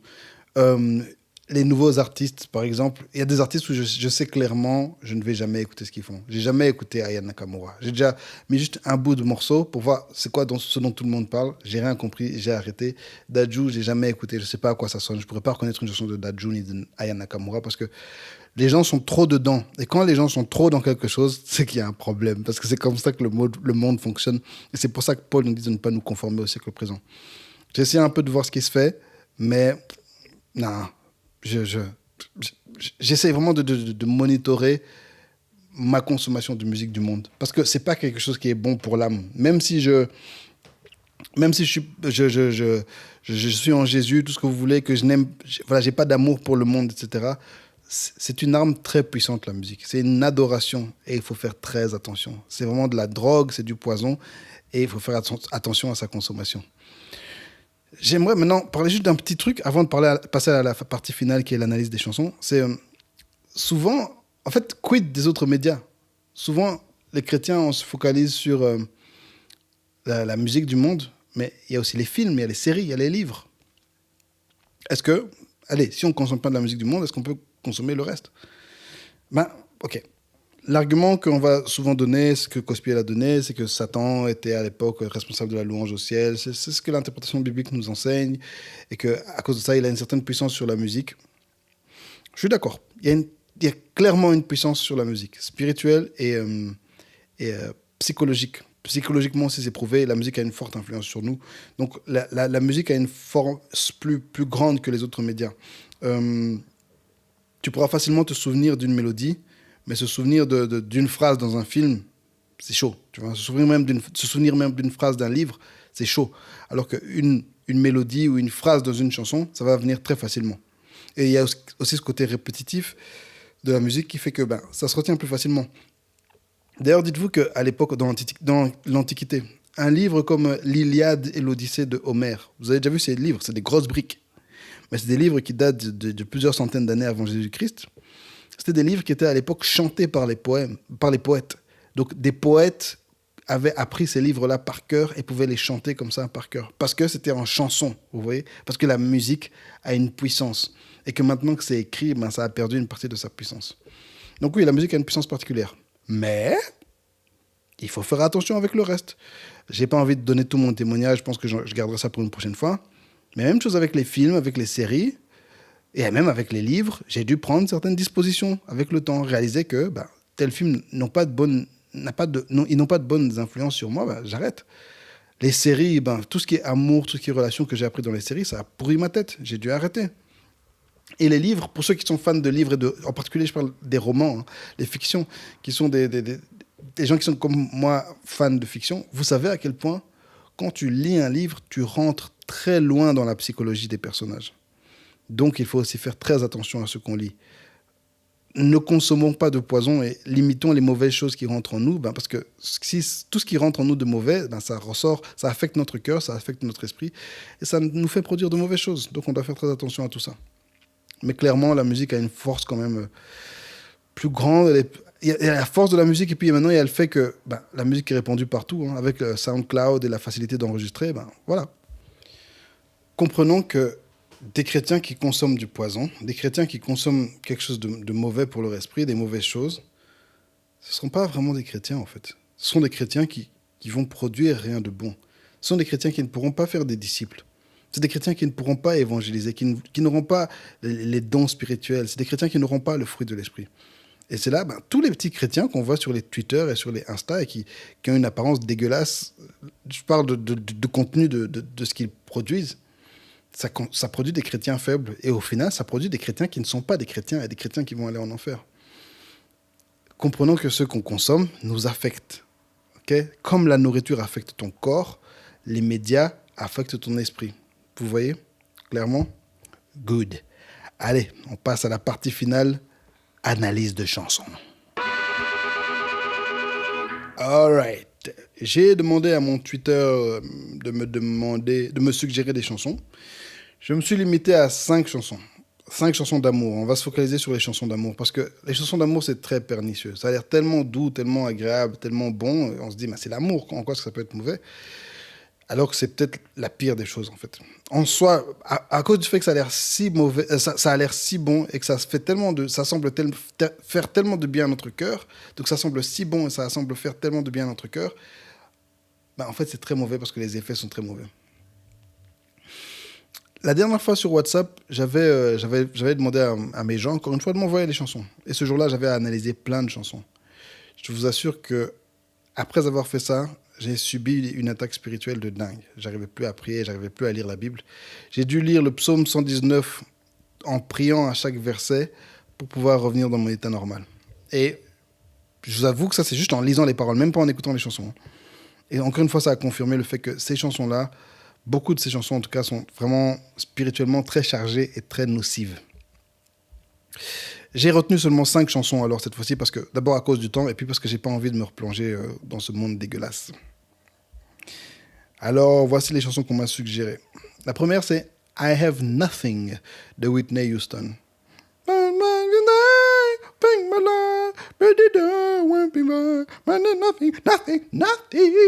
All right. Parlons d'abord des auteurs. Cette chanson a été écrite par 2 personnes. C'est un homme et une femme qui étaient mariés au moment où ils ont écrit cette chanson. D'accord ? C'est marrant parce qu'ils étaient mariés. Ils sont restés mariés, je pense, pendant 13 ans. Mais ils ont divorcé. Longtemps après avoir écrit cette chanson. Un truc qu'il faut se dire avec l'homme qui a écrit cette chanson, l'auteur, il a été marié 5 fois. Okay ? C'est quelqu'un qui s'est marié 5 fois dans sa vie. Et sa dernière épouse, il s'est marié en 2018, sa dernière épouse, elle est 35 années plus jeune que lui. La dame qui a écrit cette chanson, c'est une ex de Elvis Presley et une ex de Bruce Jenner. Ensuite, cette chanson a été interprétée par Whitney Houston, une chanteuse très connue, qui était aussi très problématique et vraiment très brisée de l'intérieur et qui est morte dans de très mauvaises conditions, accro par la drogue. Pourquoi je parle des auteurs, en fait ? Déjà adolescent, je me posais une question. Mais comment est-ce qu'une chanteuse qui est complètement tarée et qui n'arrive pas à tenir une relation peut nous enseigner quoi que ce soit sur l'amour ? Pourquoi est-ce que je dois l'écouter, en fait ?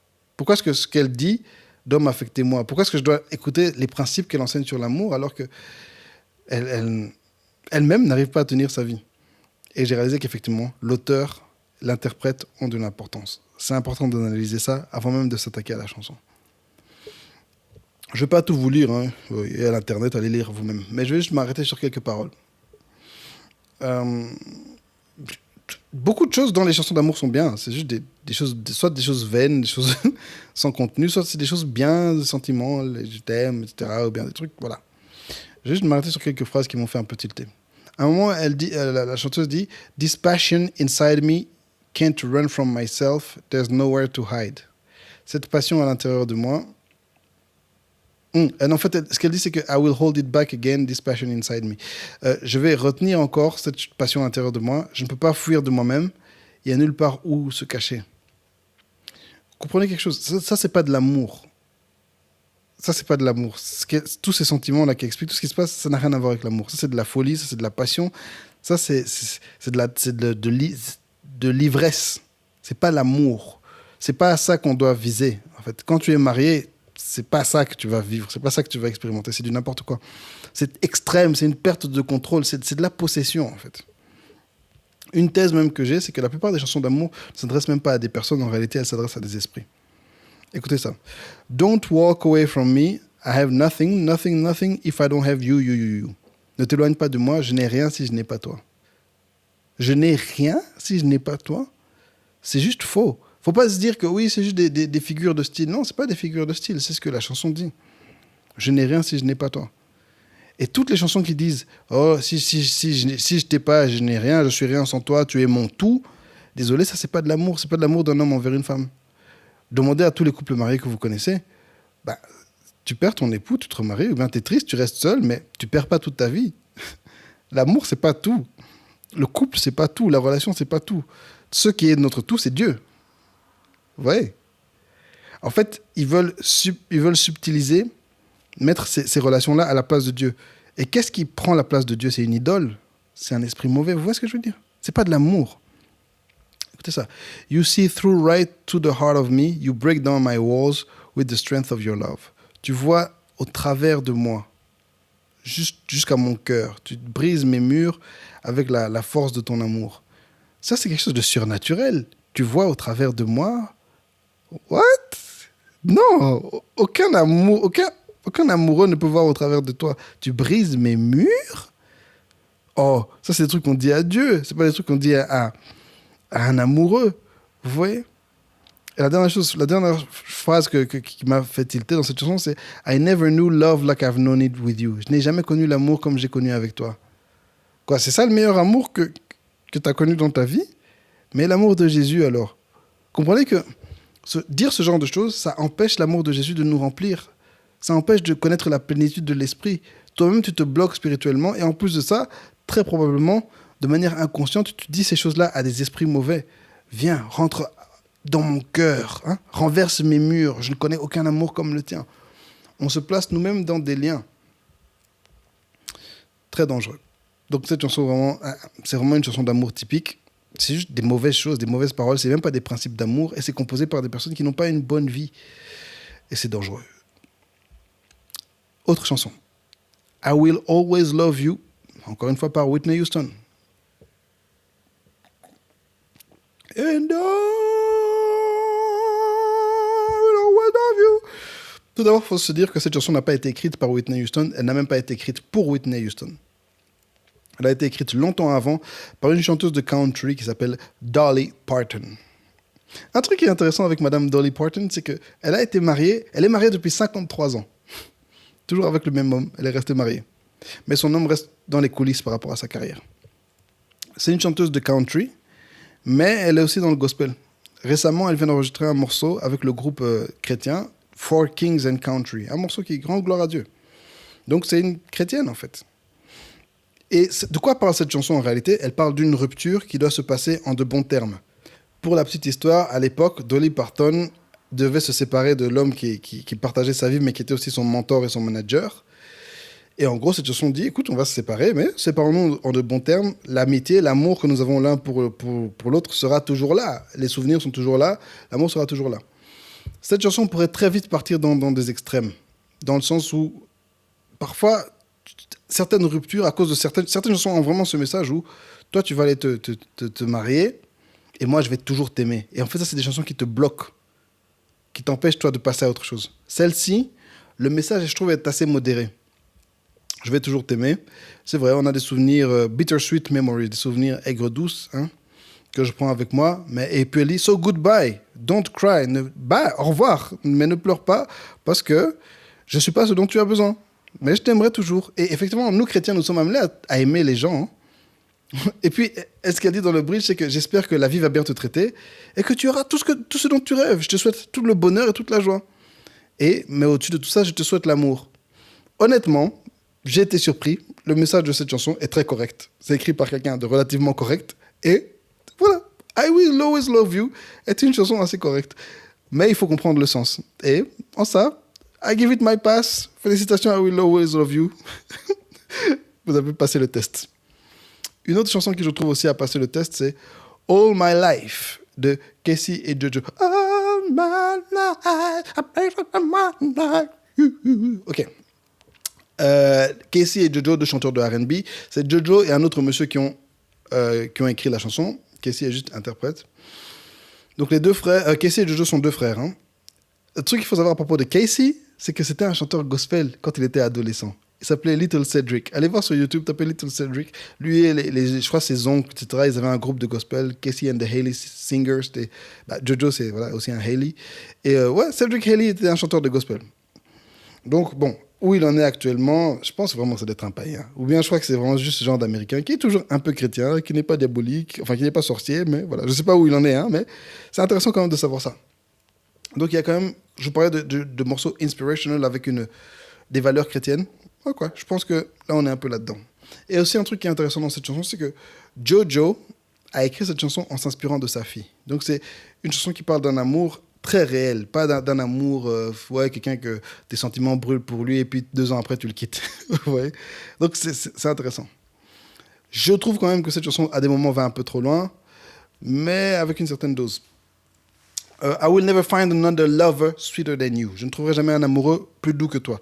Ce qui est intéressant, c'est qu'il ne dit pas I will never find another love. Je ne trouverai jamais un amour, mais un amoureux. En anglais, quand tu parles de lover, on sait que, allez, ça parle d'une personne. C'est assez correct. Je pense que faire attention, mais c'est assez correct. Il y a une autre phrase vers la fin du couplet. You are the only one, my everything, and for you this song I sing. Tu es le seul, tu es mon tout, et pour toi, cette chanson que je chante. Encore une fois, cette histoire de dire à quelqu'un tu es mon tout, ok.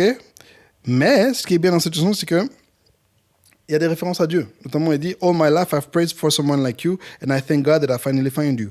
Toute ma vie, j'ai prié quelqu'un comme toi, et je remercie Dieu de t'avoir trouvé. Donc c'est une chanson qui est tournée vers Dieu en fait au final. Et ce qui est cool, c'est le deuxième couplet qui dit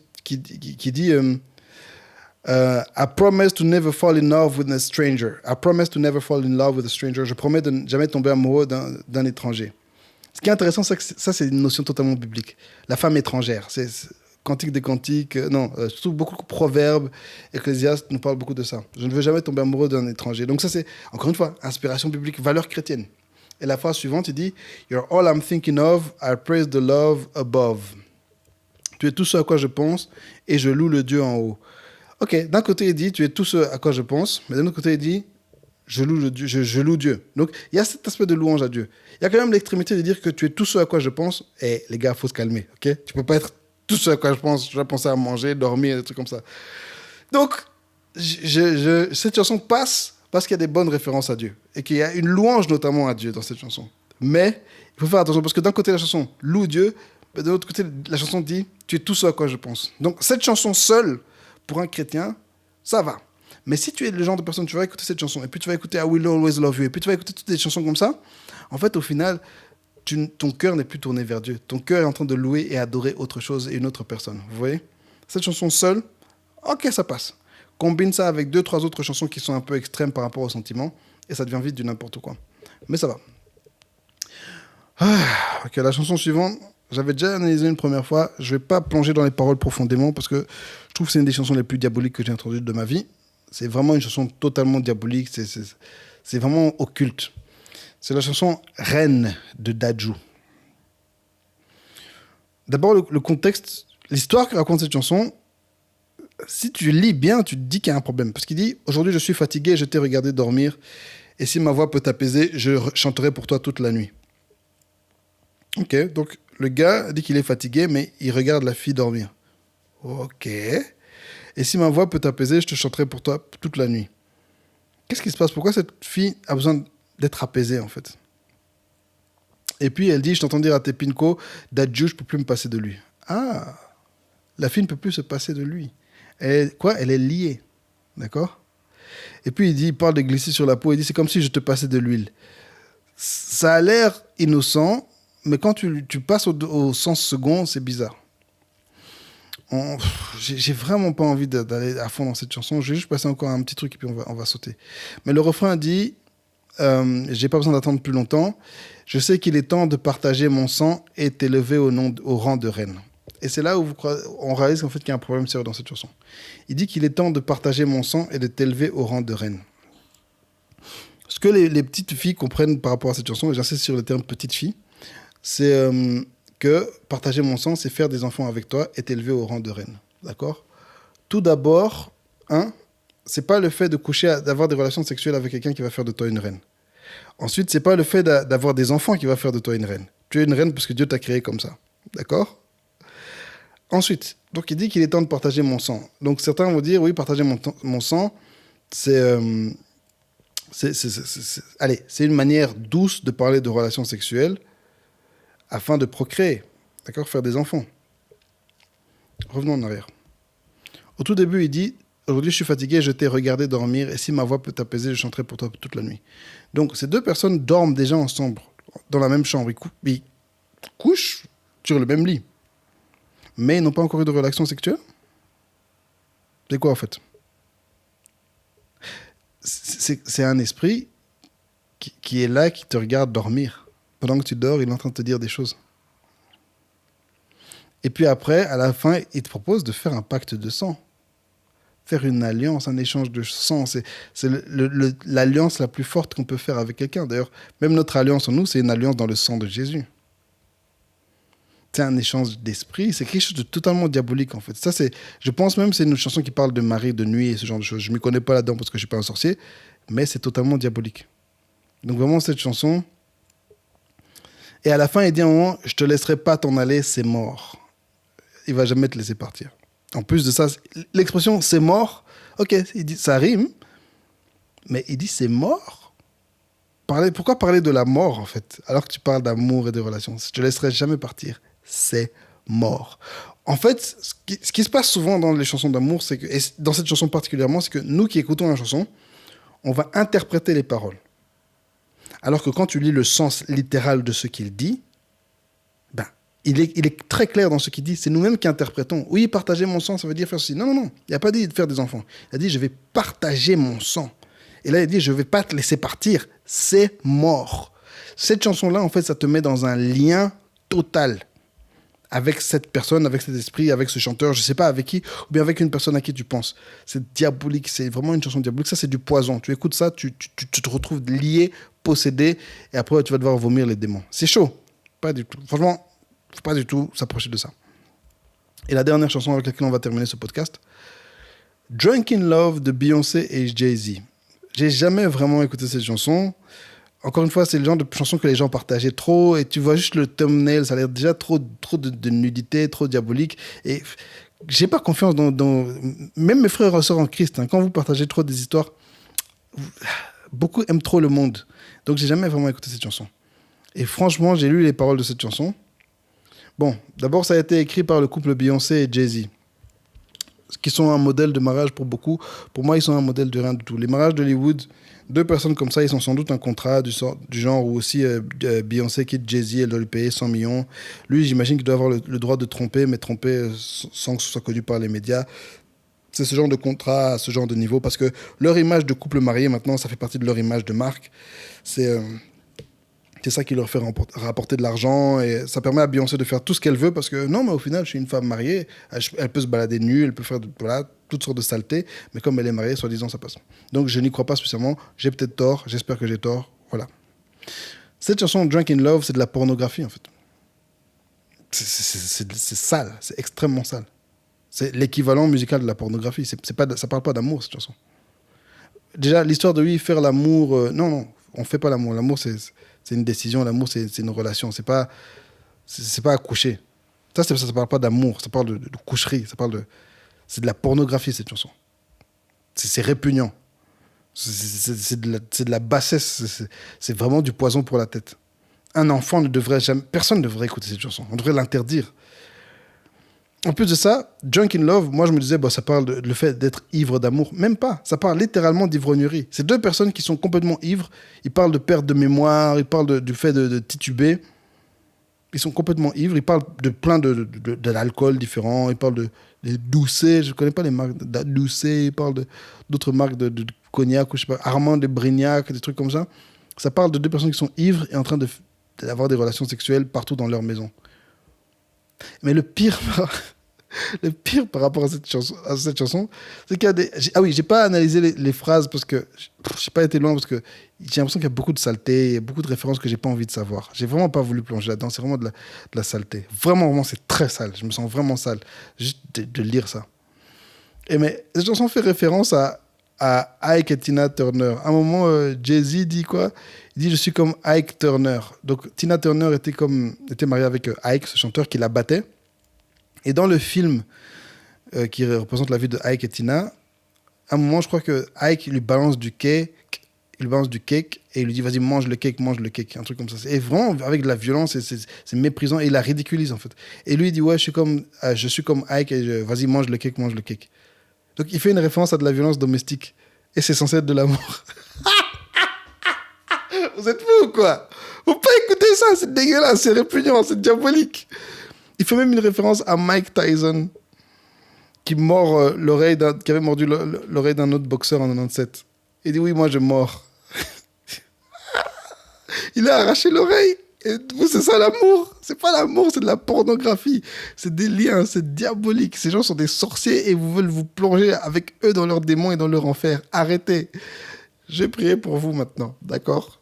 C'était la fin de ce podcast, mais je vais prier pour vous parce que je sais que beaucoup, vous êtes liés, vous êtes possédés. Alors que je suis en train de parler là, vos démons sont en train de vous secouer. Vous entendez des voix que vous dites, non, n'écoute pas. Mais la parole de Dieu va vous libérer parce que Jésus est venu libérer les captifs. L'Esprit de Dieu est sur moi pour libérer les captifs et annoncer une année de grâce. Et vous qui m'écoutez aujourd'hui, vous allez être libérés. Si vous êtes arrivé jusqu'à la fin de ce podcast, maintenant vous allez être libérés au nom de Jésus. Je viens lier encore tout esprit mauvais, tout esprit venu de la musique du monde, tout esprit de pornographie, tout esprit de débauche, tout esprit de fornication, tout esprit d'addiction, de drogue, tout esprit de sorcellerie, tout esprit d'enchantement, je vous lis maintenant au nom de Jésus et je vous ordonne de sortir de toutes ces personnes qui vont écouter ce podcast. Peu importe où vous êtes, maintenant, par la puissance du nom de Jésus, vous êtes délivrés de la musique du monde. Maintenant, vous êtes délivrés de tous ces chanteurs, toutes ces chanteuses qui ont essayé de vous lier avec eux par leur pacte. Vous êtes déliés maintenant au nom de Jésus. Partez, soyez libres, que le Saint-Esprit maintenant, la plénitude du Saint-Esprit puisse vous remplir. Remplir vos pensées, remplir votre cœur. Tout manque que vous avez est comblé maintenant par le Saint-Esprit. Toute solitude maintenant s'efface. Tout complexe maintenant s'efface et le Saint-Esprit vous remplit maintenant. Au nom de Jésus. Amen. C'était un long podcast. Il y a encore tellement de choses à dire là-dessus. Peut-être qu'on y reviendra un jour. Je vais vous parler du monde spirituel, un de ces 4. Mais voilà, la semaine prochaine, on aura des invités. Merci d'avoir été avec moi pendant cette 1h30. Que Dieu vous bénisse. N'oubliez pas de liker, partager, vous abonner, commenter. En lien, il y a mon PayPal aussi, si vous voulez participer financièrement au ministère. Que Dieu vous bénisse. C'était le podcast du pasteur. Yay. C'est le podcast du pasteur.